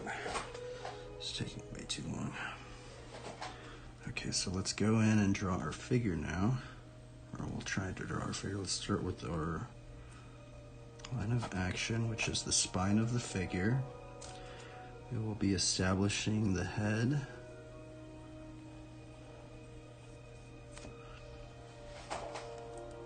Oh yeah, that's the other thing we have to remember, that this is also, okay.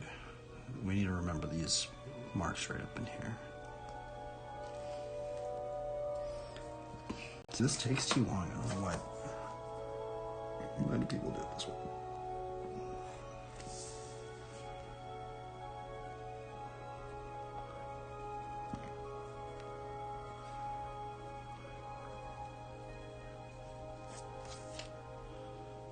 But maybe it might. I guess maybe it takes long in the beginning to kind of start up the engines, but maybe in the long run it actually maybe speeds up the process. So maybe that's what it is.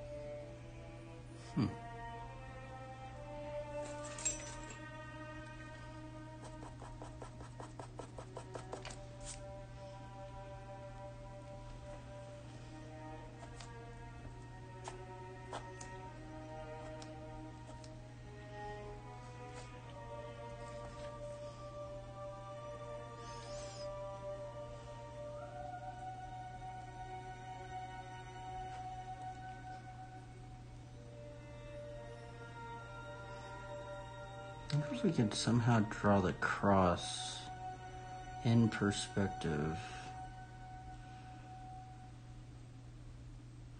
We definitely could.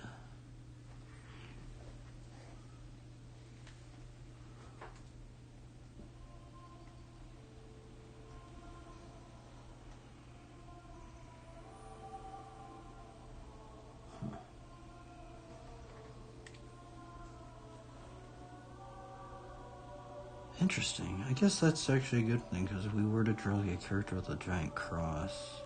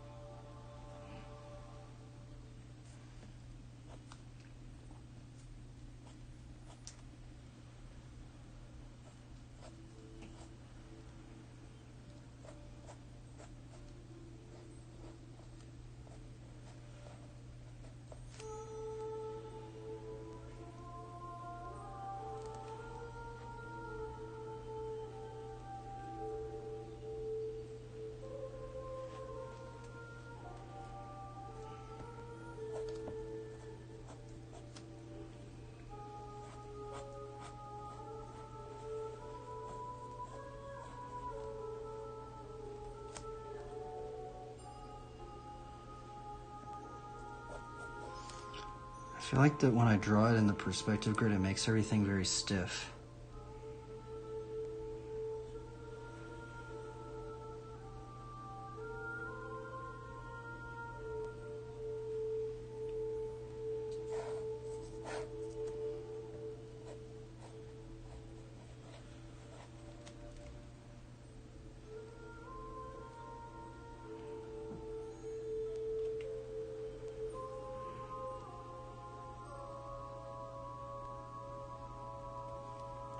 Just draw a knight. That's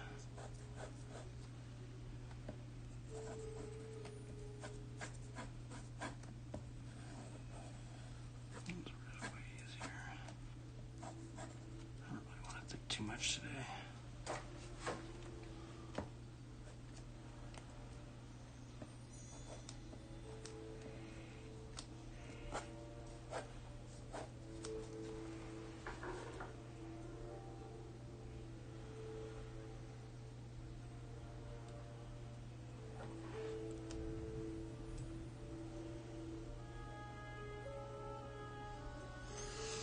See, this is why I don't even do the perspective grid, because if I'm just going to be doing one character, I don't really need to do anything else.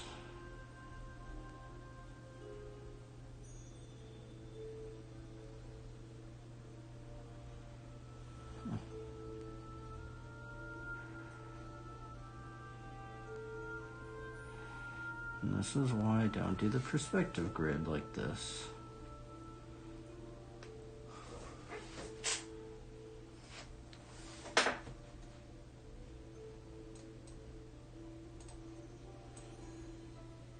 Oh, my bad, Fufu. I haven't even seen the chat, bro. I apologize. My video was in the way.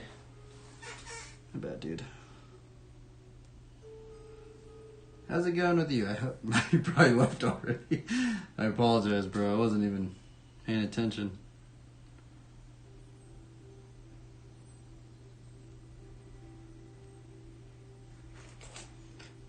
What am I doing? I've already done so many characters like this.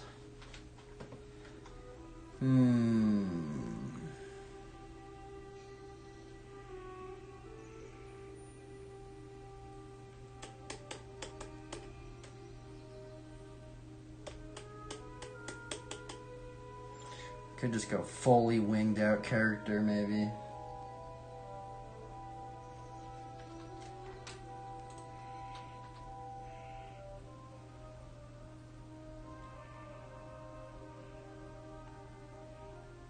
Not too bad. Nice. I'm glad to hear that, man. You been learning anything new?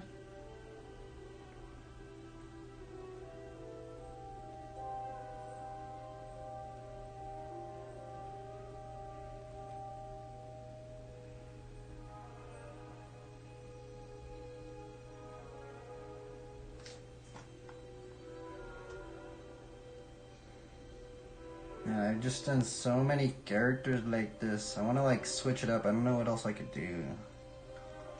I should have just done a scene or something, but I just knew that was going to take way too long.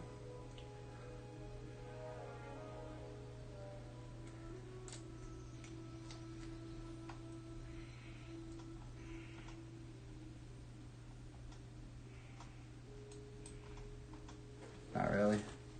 No worries. We don't always gotta be learning. An idea for me? What is that?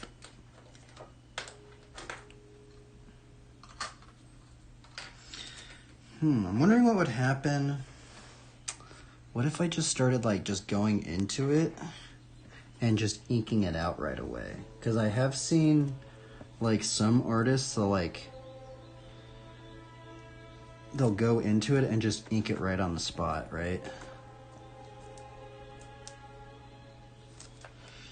And so now here's the problem is I do really like using this green pencil.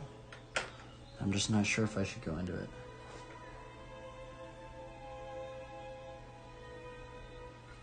As drawing your sword could go from, that'd be interesting. I mean, this one is kind of straight. Maybe we could do something like that. Different style of swords. You know what, everybody? We're just gonna go with a cheesy character again. We're just going cheesy character again, okay. Maybe I should, I almost want to like change my process up, but I don't know if I should. Let me quickly. I think the problem with this method is that it's hard for me to like clean it up.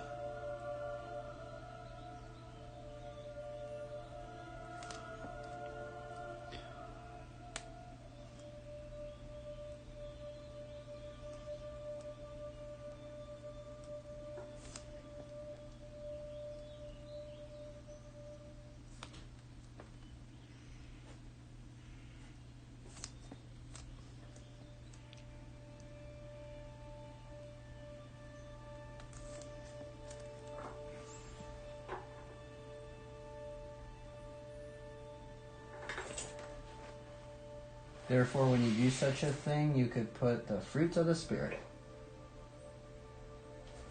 Sword could look like a sharp triangle. That's a good idea. I like that, Fufu. Thank you for that, man.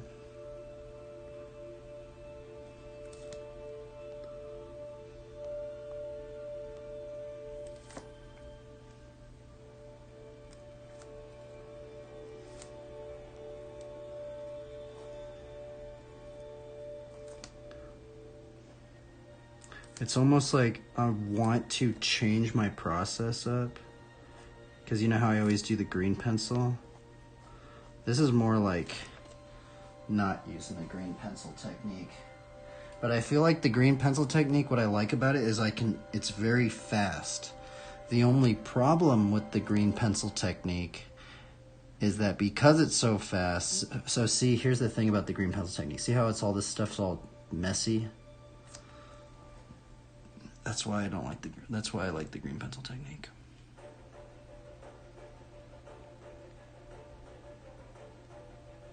I think that's what I'm going to employ now. But almost I'm thinking, should I go away from the green pencil technique? Nah. I'm wondering if I could somehow do it within the framework of this perspective. Yeah, let's do it. Let's just try it. We're going with it. Okay, no going back now.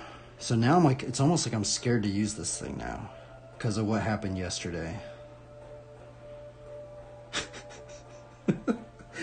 But let's just send it. We're sending it. Or should I just do this and then do the ink on top? We're sending it. Okay, so we're gonna just build it up.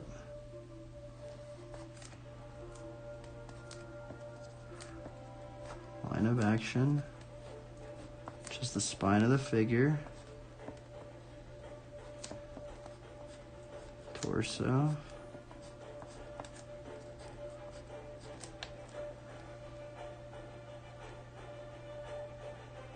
oh yeah, I'm already going into it. Oh, le chapanga.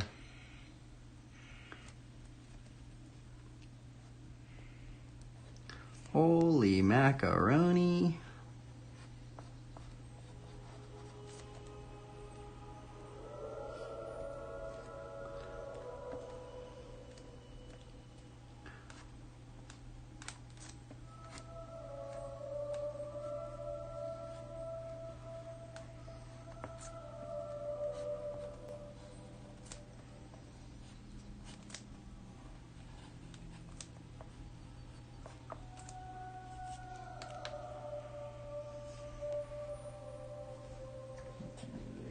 I forgot I had this one saved in here.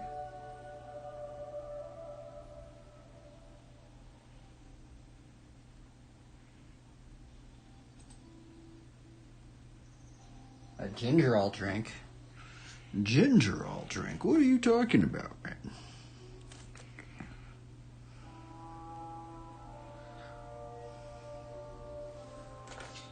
Alright, I'm cleaning this up. This is way... See, that's why I like this pencil technique, is because I can clean things up.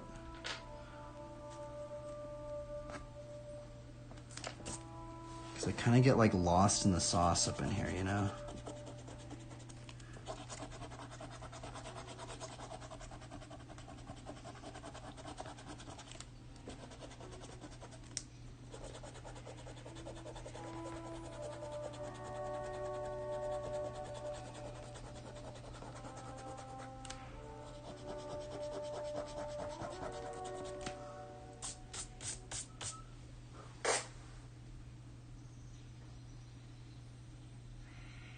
Golden Sussex, the drink. I feel like I've never seen that drink before.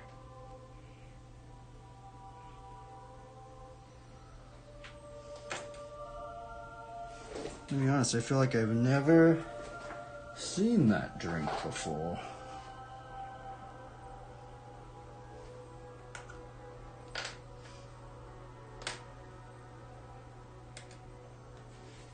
Because Canadians own it? Huh.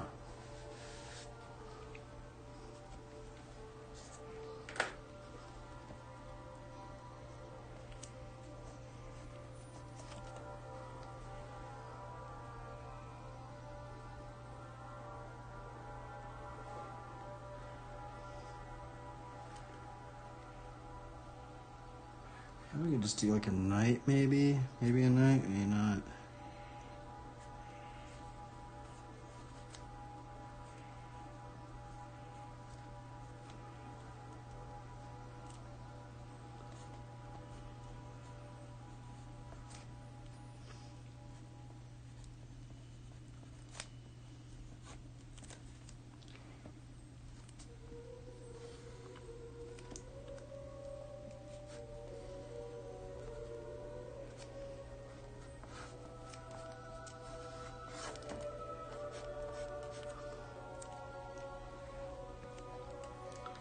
I don't know about this one. And my drawings have been like, that's why I don't do this perspective grid, because it's almost like I feel like I just wasted a bunch of time. Maybe I should just do the perspective grid for like just multi-figural stuff.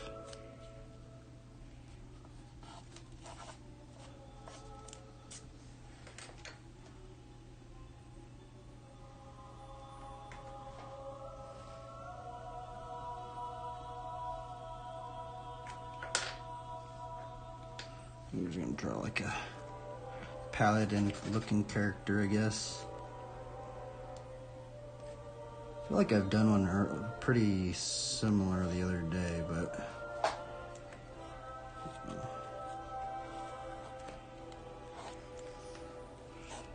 I feel like people like these ones.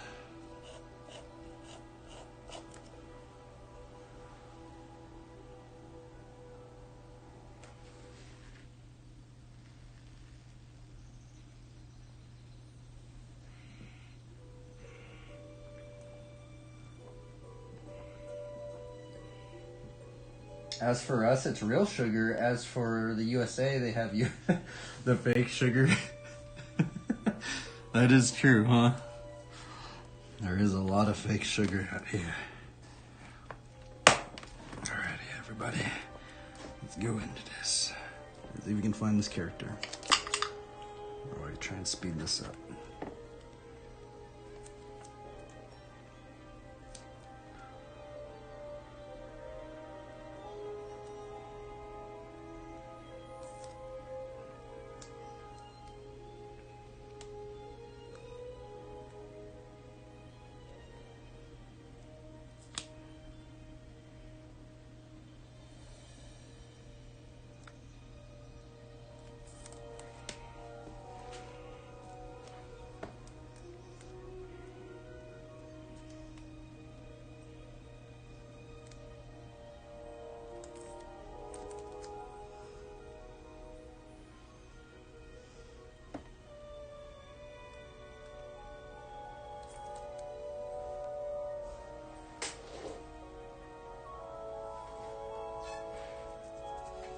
This is how we should have the character, I don't know.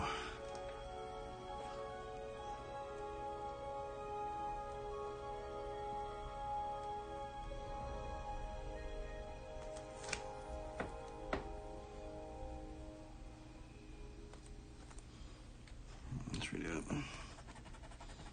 Now I can find it. See, I feel like when I do it in the perspective grid, it makes everything very like stiff. I wonder if any of you, do you guys have any of those problems where just like you draw something in the perspective grid and it just becomes stiff for some reason?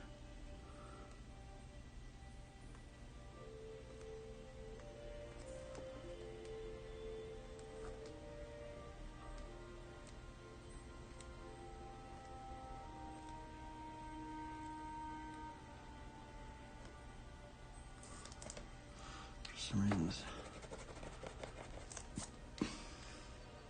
I messed up everybody.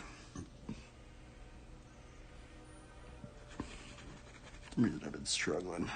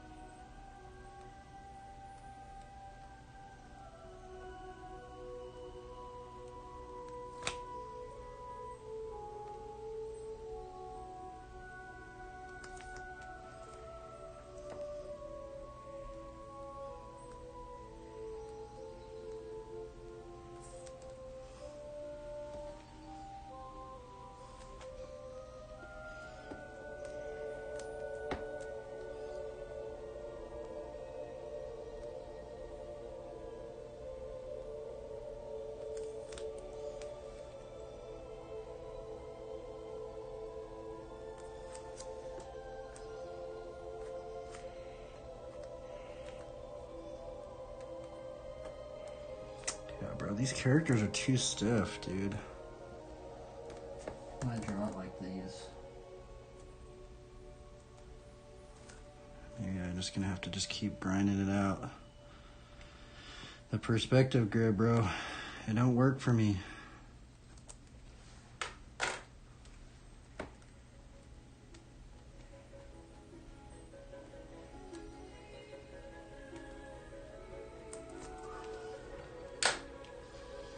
You been playing any games lately? You been playing chess lately, Foo-Foo?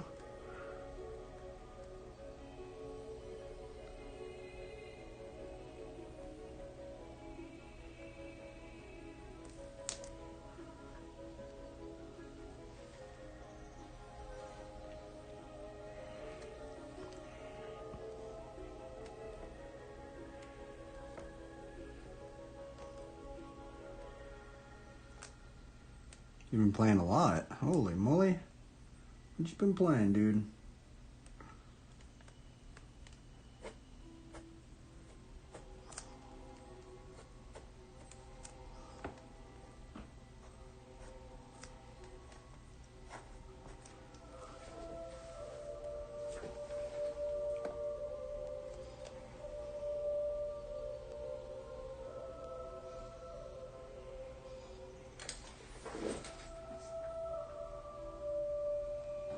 Wow, you beat a 2,240 rated player? Man, that's crazy. That's really awesome, dude. Congratulations, man. Glad to hear that.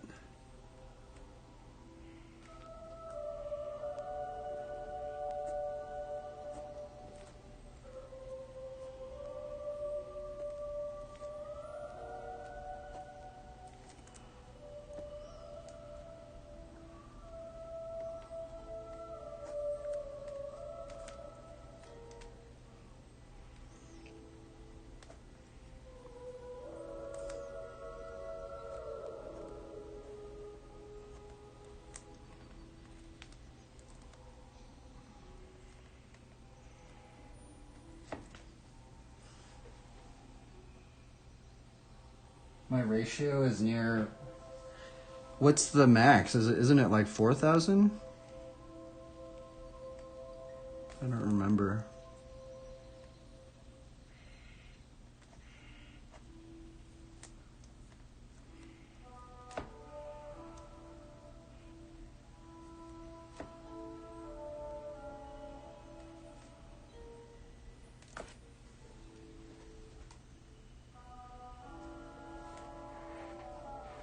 Not sure.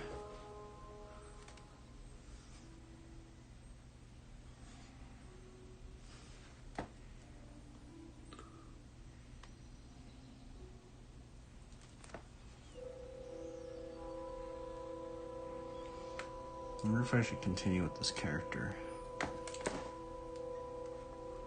I've drawn this character a lot smaller than usual.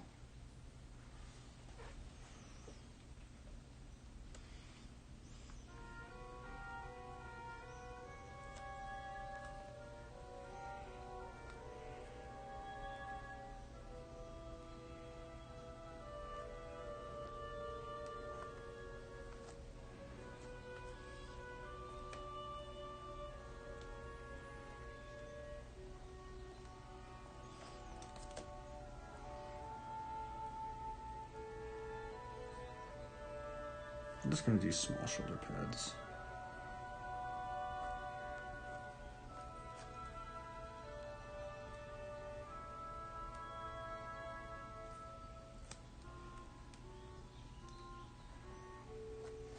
I just think about it like an RPG game, everybody.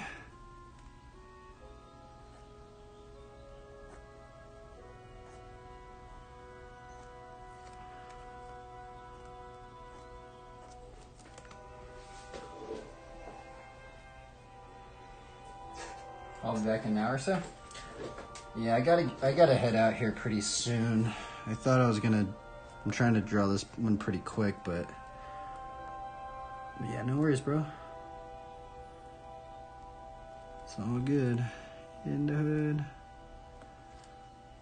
I just feel like when I draw it on the perspective grid, it makes the drawing seem longer, take longer.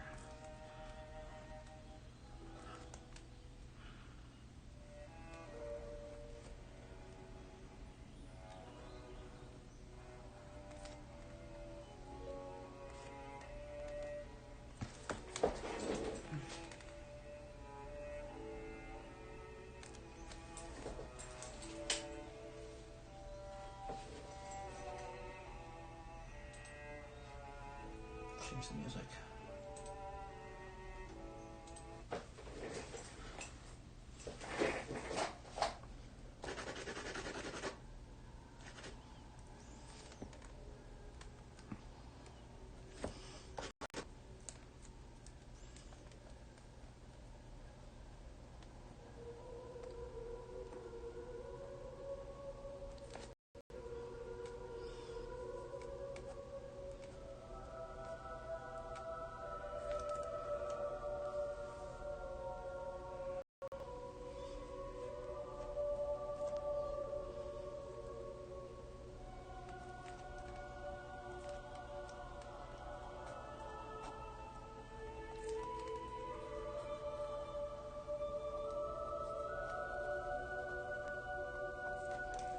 Trying to draw this character fast.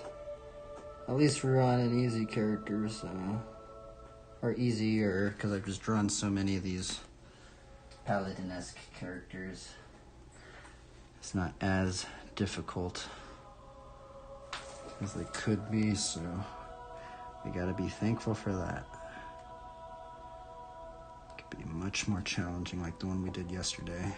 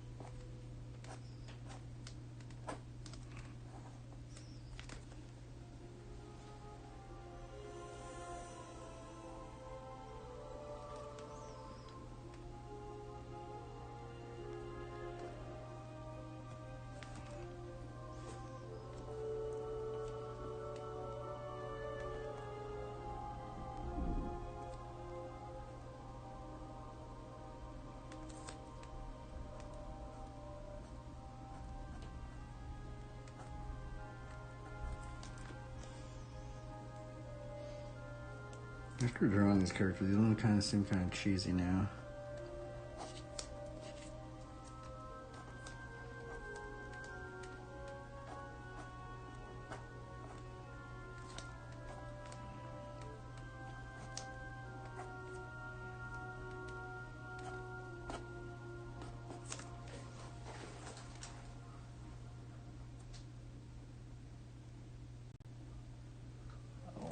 It's okay.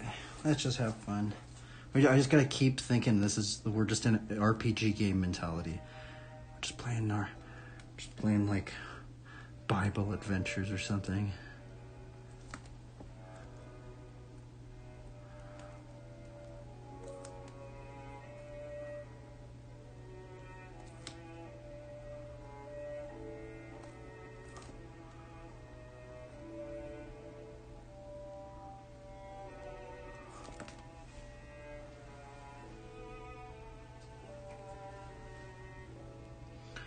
Bible Adventures, the RPG game.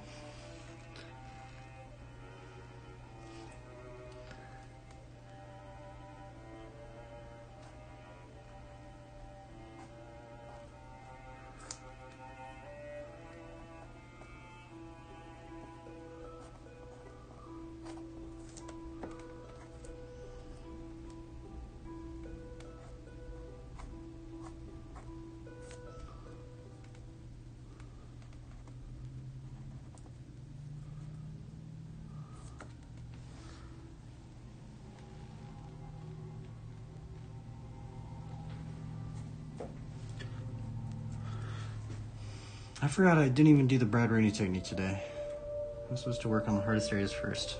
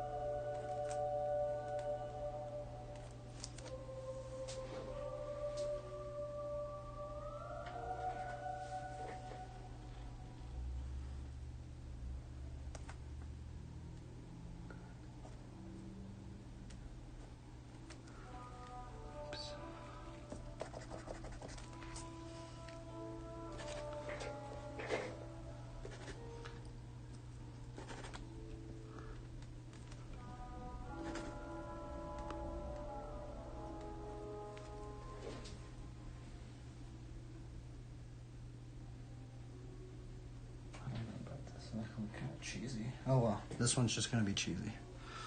We're just going cringe, everybody. All right.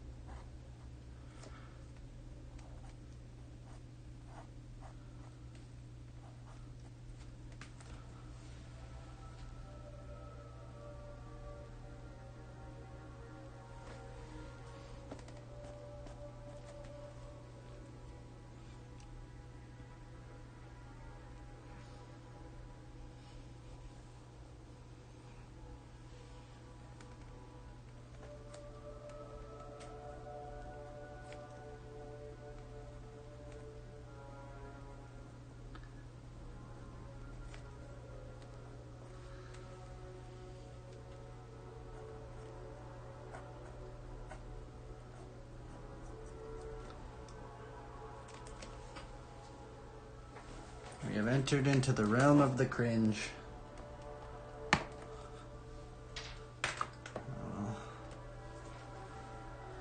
Yeah, I just gotta keep having fun. Somehow. I guess that's the thing about those green pencils. Sometimes it's just frustrating. Especially like right now, I'm gonna fully just commit to that, and now I guess I can't go back, but now it's gonna make me finish it faster.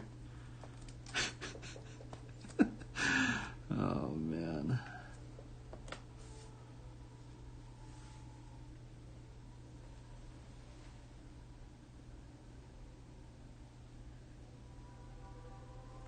What I'm thinking, since I did build it up on this perspective grid, I'm wondering like if I could add things in here.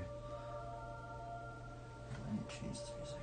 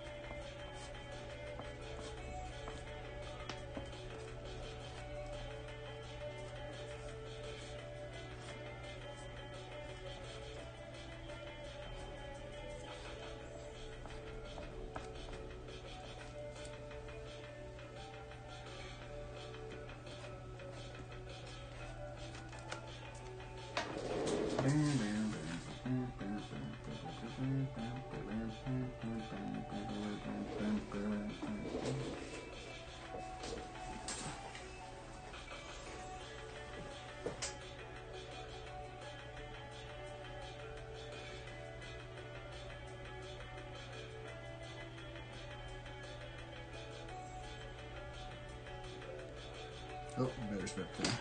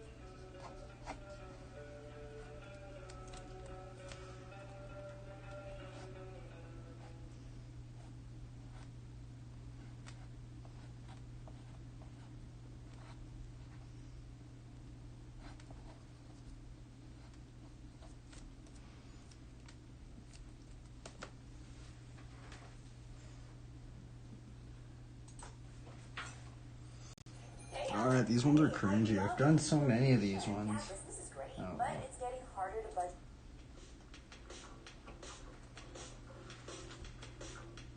I mean, I guess that's why I'm starting to get into maybe doing more of the scenes. I've just drawn these characters so many times. It's like, I mean, just variations of these ones.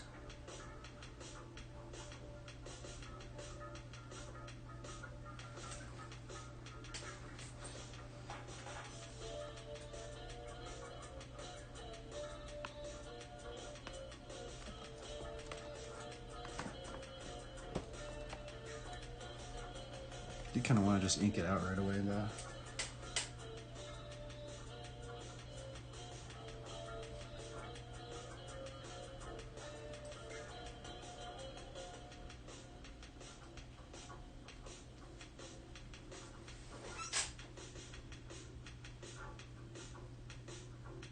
Kind of wondering like what else I could add back here. I know I always just do bike, but.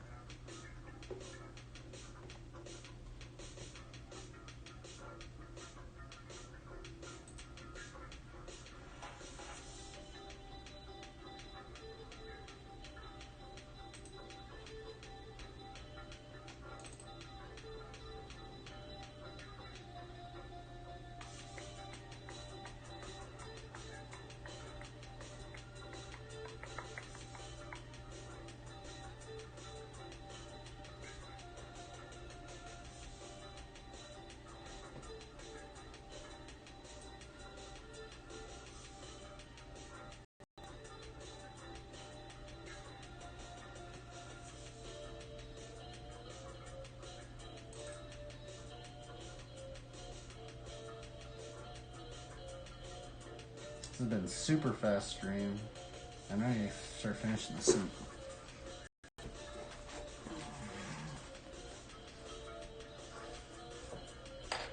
I want to just ink it out right away.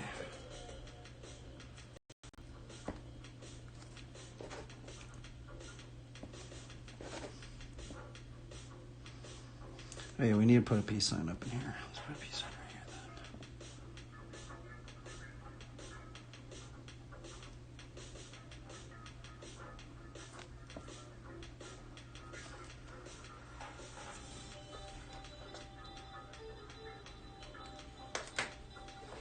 I guess these are fun. They're not stressful, at least. Yesterday's, it was just stressful. Stress-inducing.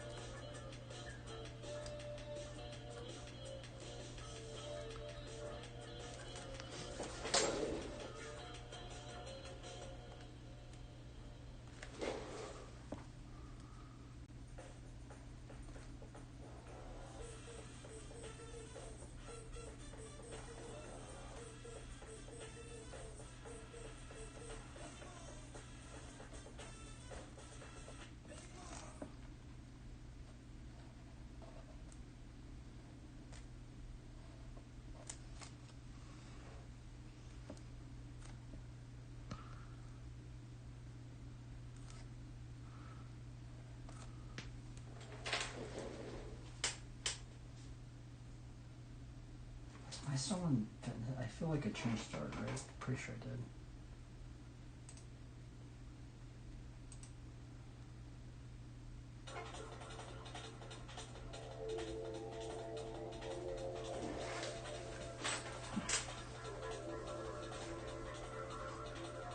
What would happen if I just put a bunch of crosses? Since we did put it in this perspective thing.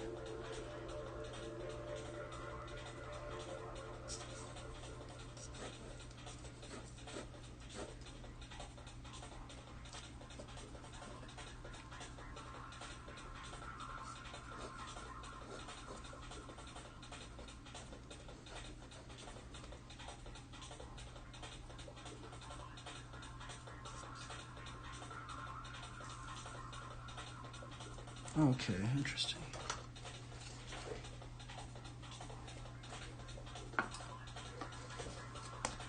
I guess that is the good thing about maybe placing this stuff in perspective.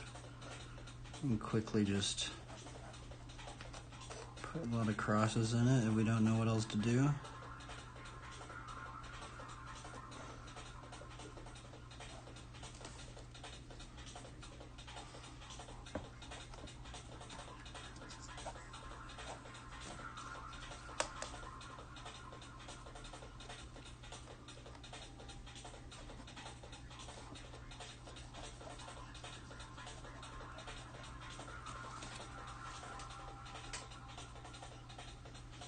Well met, Paladin. What's up, Frank?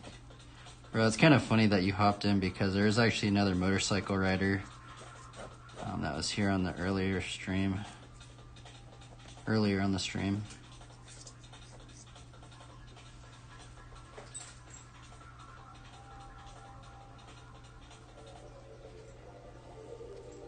How's it going, Frank? You doing good, bro?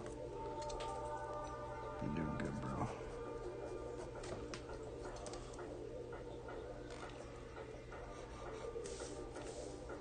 I guess this is what's cool about the... I've been somewhat complaining about the perspective grid, but I mean, I guess it's kind of the weird thing is it's like it takes time. It kind of almost feels like you're wasting time in the beginning, but I guess maybe after you do it, it does actually save you time in the long run. So, you know. So I guess if it's saving time in the long run...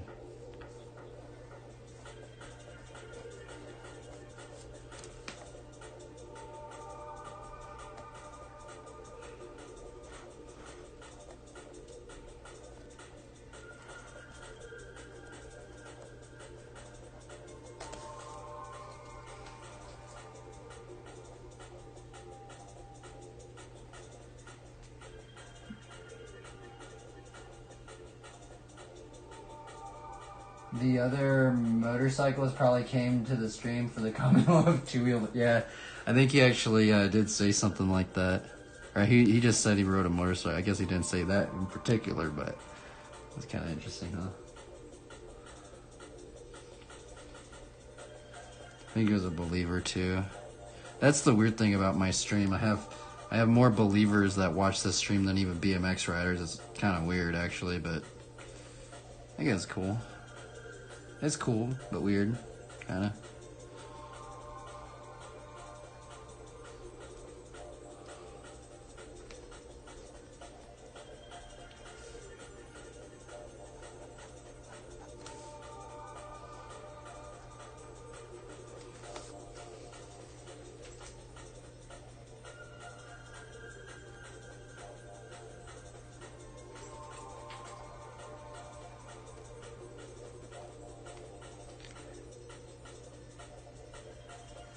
We can even put one right here.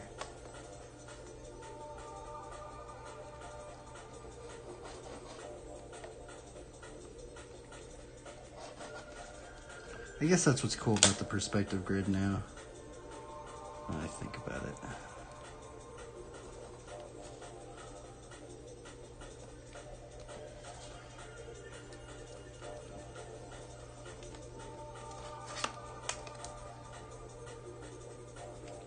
I've actually never really... I actually have done one drawing, which just I didn't know what I was doing, so I'm like, you know what I'm going to do? I'm just going to put a bunch of crosses everywhere.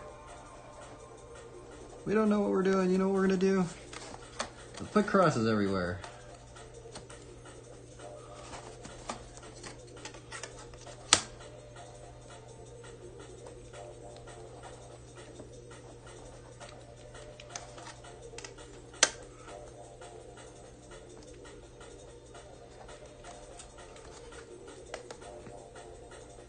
Maybe that's why I should do the perspective solely for just putting crosses in perspective.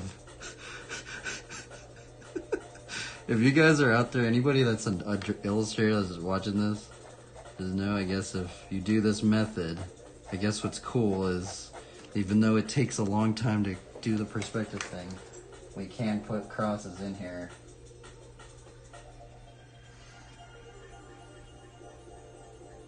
I know, it's so funny because I'm actually terrible at math.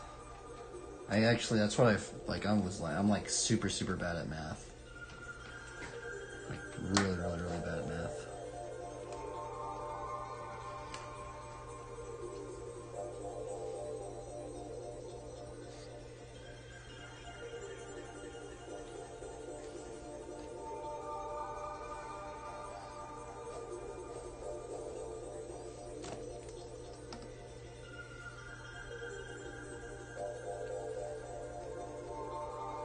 But this math is like easier.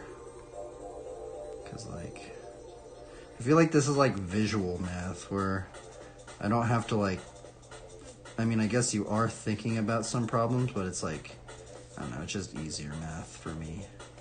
I'm not good at the other math. So I guess this is the math that I'm good at.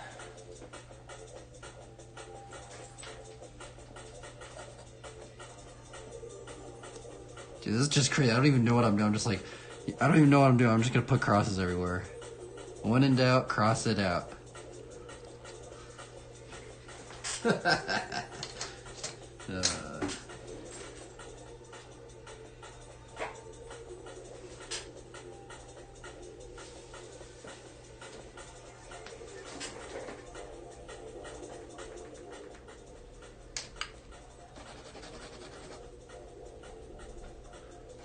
What have you been up to, man? What you been up to, bro?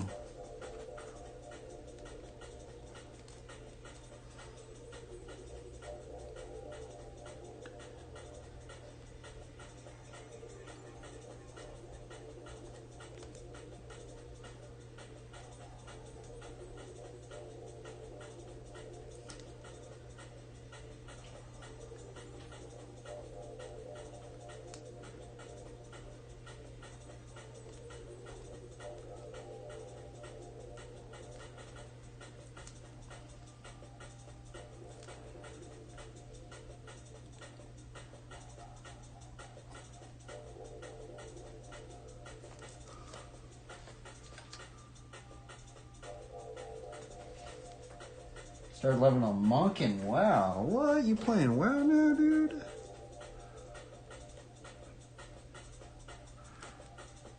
That's crazy, bro.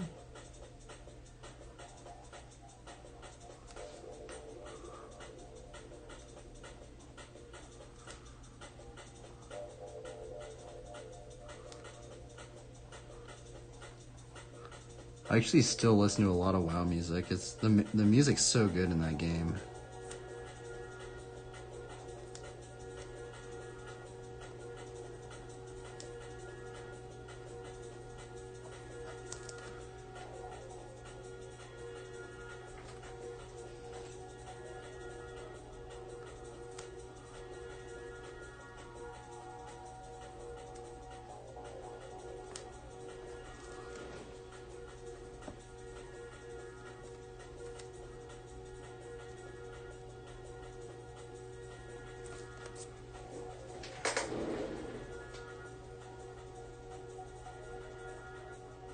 Got a fresh classic round, that'd be cool.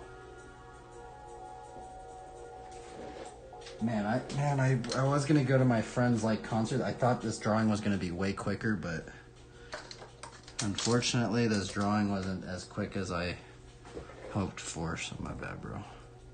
I like tried to do a really short stream today. I was like, I'm gonna do a really short stream today, and actually like, maybe I probably just shouldn't have drawn.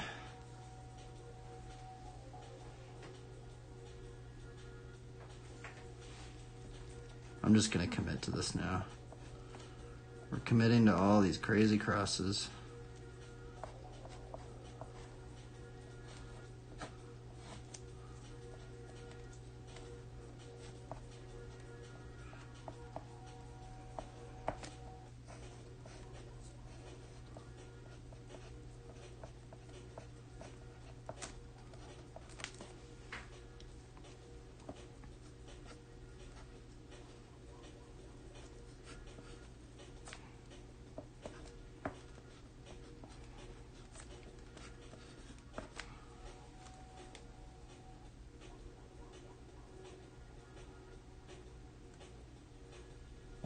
drawing that green.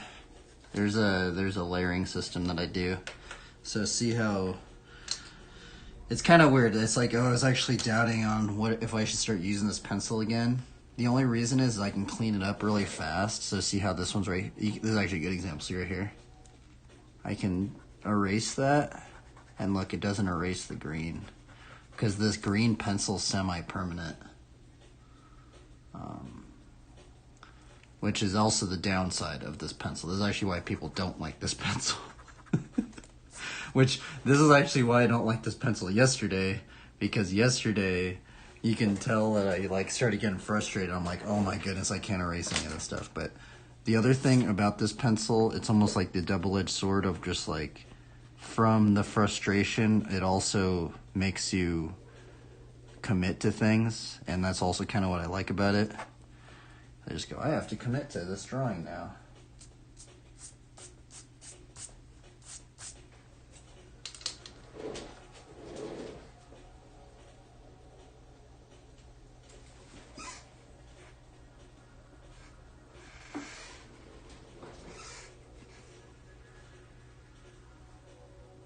I'm not sure about this drawing, man.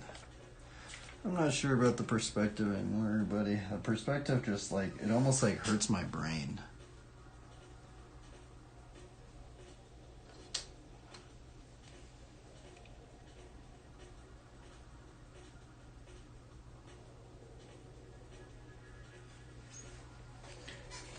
It hurts my brain, everybody. The brain. The brain. We're just putting crosses everywhere because we don't know what we're doing.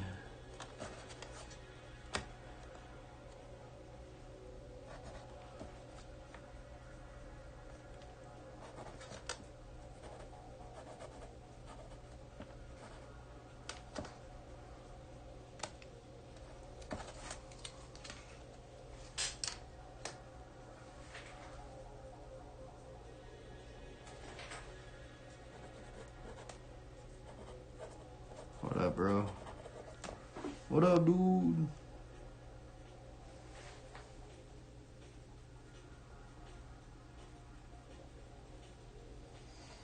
Oh, man, I'm going. I tried to speed this up, everybody. Darn, I feel like now I gotta be careful with this thing. It's almost like I like this thing, but now it's like, now this is, I'm almost like, man, maybe this thing's hindering me.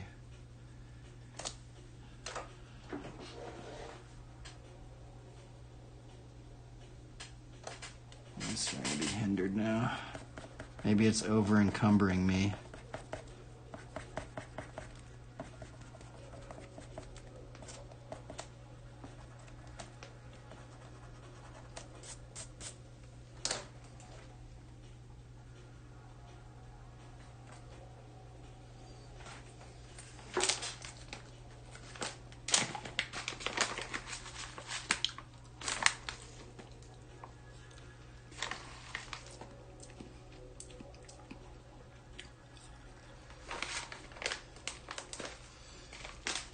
Well, everybody, I don't even know if I'm gonna put this one on the thumbnail because I have to like get going here pretty soon. Darn. I really, I don't know, man. I don't know if I'm gonna keep doing this perspective thing. It's almost like the thing about the perspective thing is it is cool, but it kind of makes me draw a lot stiffer, and I'm wondering how we can use the perspective. So maybe I should just keep doing it, but I can just tell it's like making my drawing stiffer because I'm all worried, oh, does this work in the perspective? Or, you know, like, whereas when I don't do that, I just kind of just guess things, or I guess estimated guessing is faster.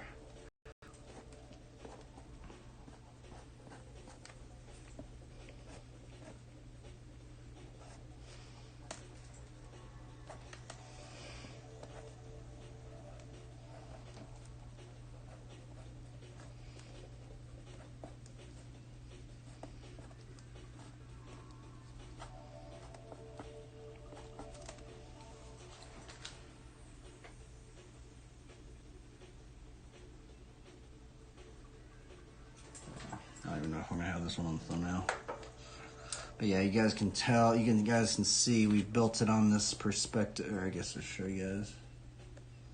It's built on this perspective thing. Which I guess is cool if I were to draw something else, we could take it and use this. See, these are the vanishing points. That's one of the vanishing points that goes like that.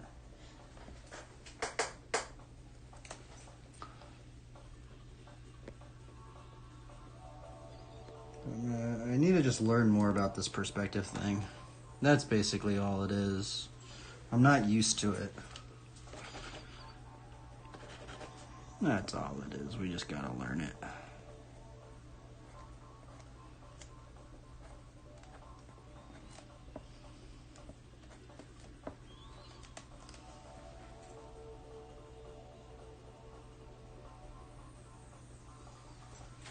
And I think I gotta get going, everybody. I need to actually, I don't know if I'm gonna put this one on the thumbnail.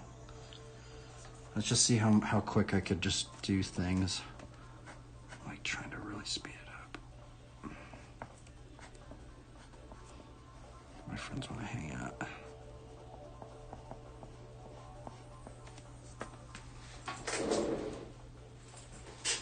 And we could just put the armor of God verse. Galatians 5.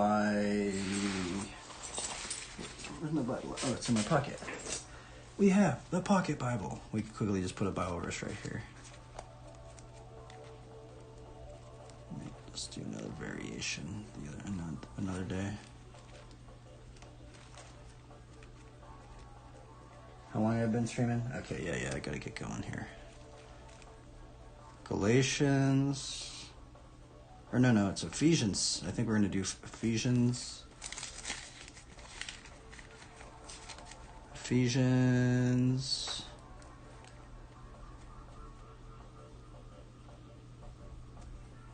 6:13.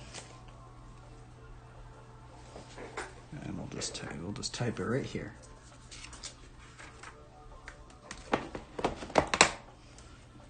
We'll just write it.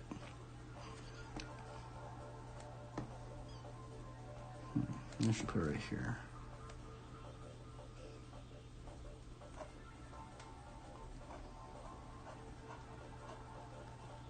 Fe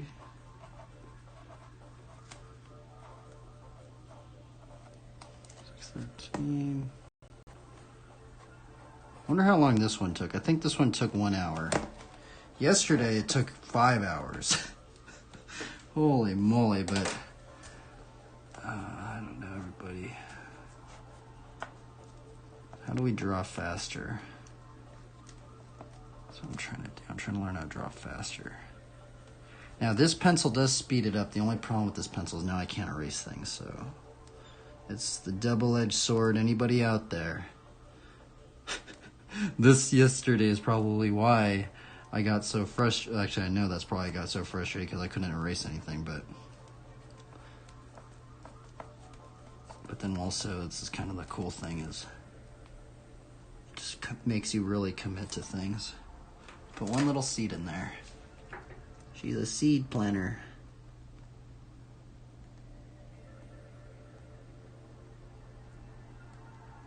One little seed right there, everybody. If your heart condemn us, God is greater than our heart and knoweth all things. Thinking about that, let's put some, because that's part of the fruit of the Spirit. Let's put some hearts in the middle. Put one heart in here. A couple hearts in here. There's some fruits. And we'll put a peace sign. We did have put a peace sign, so we're thinking about helmet of salvation, breastplate of righteousness, belt of truth, boots of the gospel of peace, sword of the Spirit, which is the word of God. Luke 8:11. Now the parable is this: the seed is the word of God. We got the wings from are from Isaiah 40:31. But those who wait upon the Lord shall renew their strength. They shall mount up on wings like eagles. They shall run and not faint. Something like that. I messed it up. Got the crosses. Man, I almost want to just keep working on it, but I also have to leave. Darn, I want to keep drawing, everybody, but I'm on a deadline. I gotta go.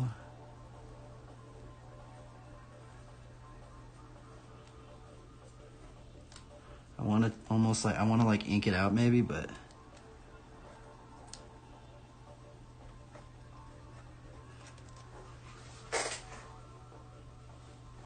darn, I'm totally messing things up.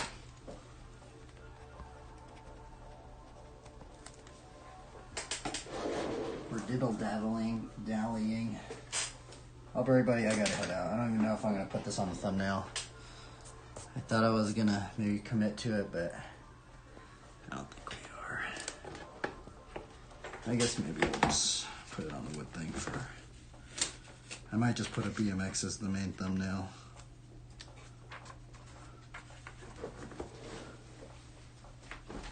You put it on the wood thing though.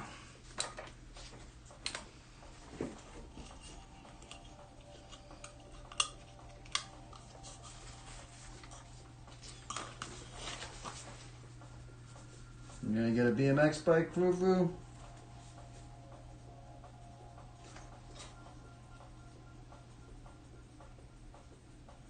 You gonna get a BMX bike.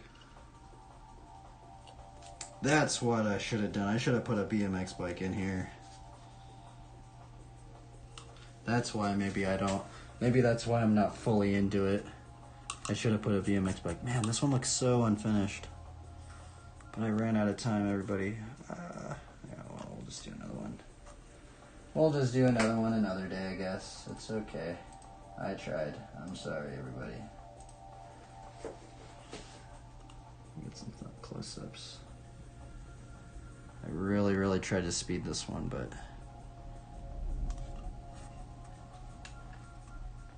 Am I getting a BMX bike? Why not? Why not, dude?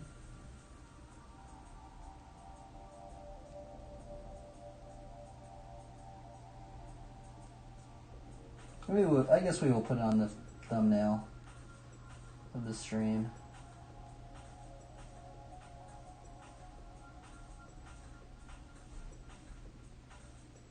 One, 2, 3, 4, 5, 6, 7. All right, everybody. Unfortunately, I have to make this a very quick stream because I got to do some stuff. But peace out, guys. And I'll see you guys tomorrow. Maybe we'll have a longer stream. If you keep trying your best and have fun. Anybody out there watching, thank you for tuning in. And glory be to God. Keep planting them seeds, everybody. Keep planting the seeds. Peace out, guys.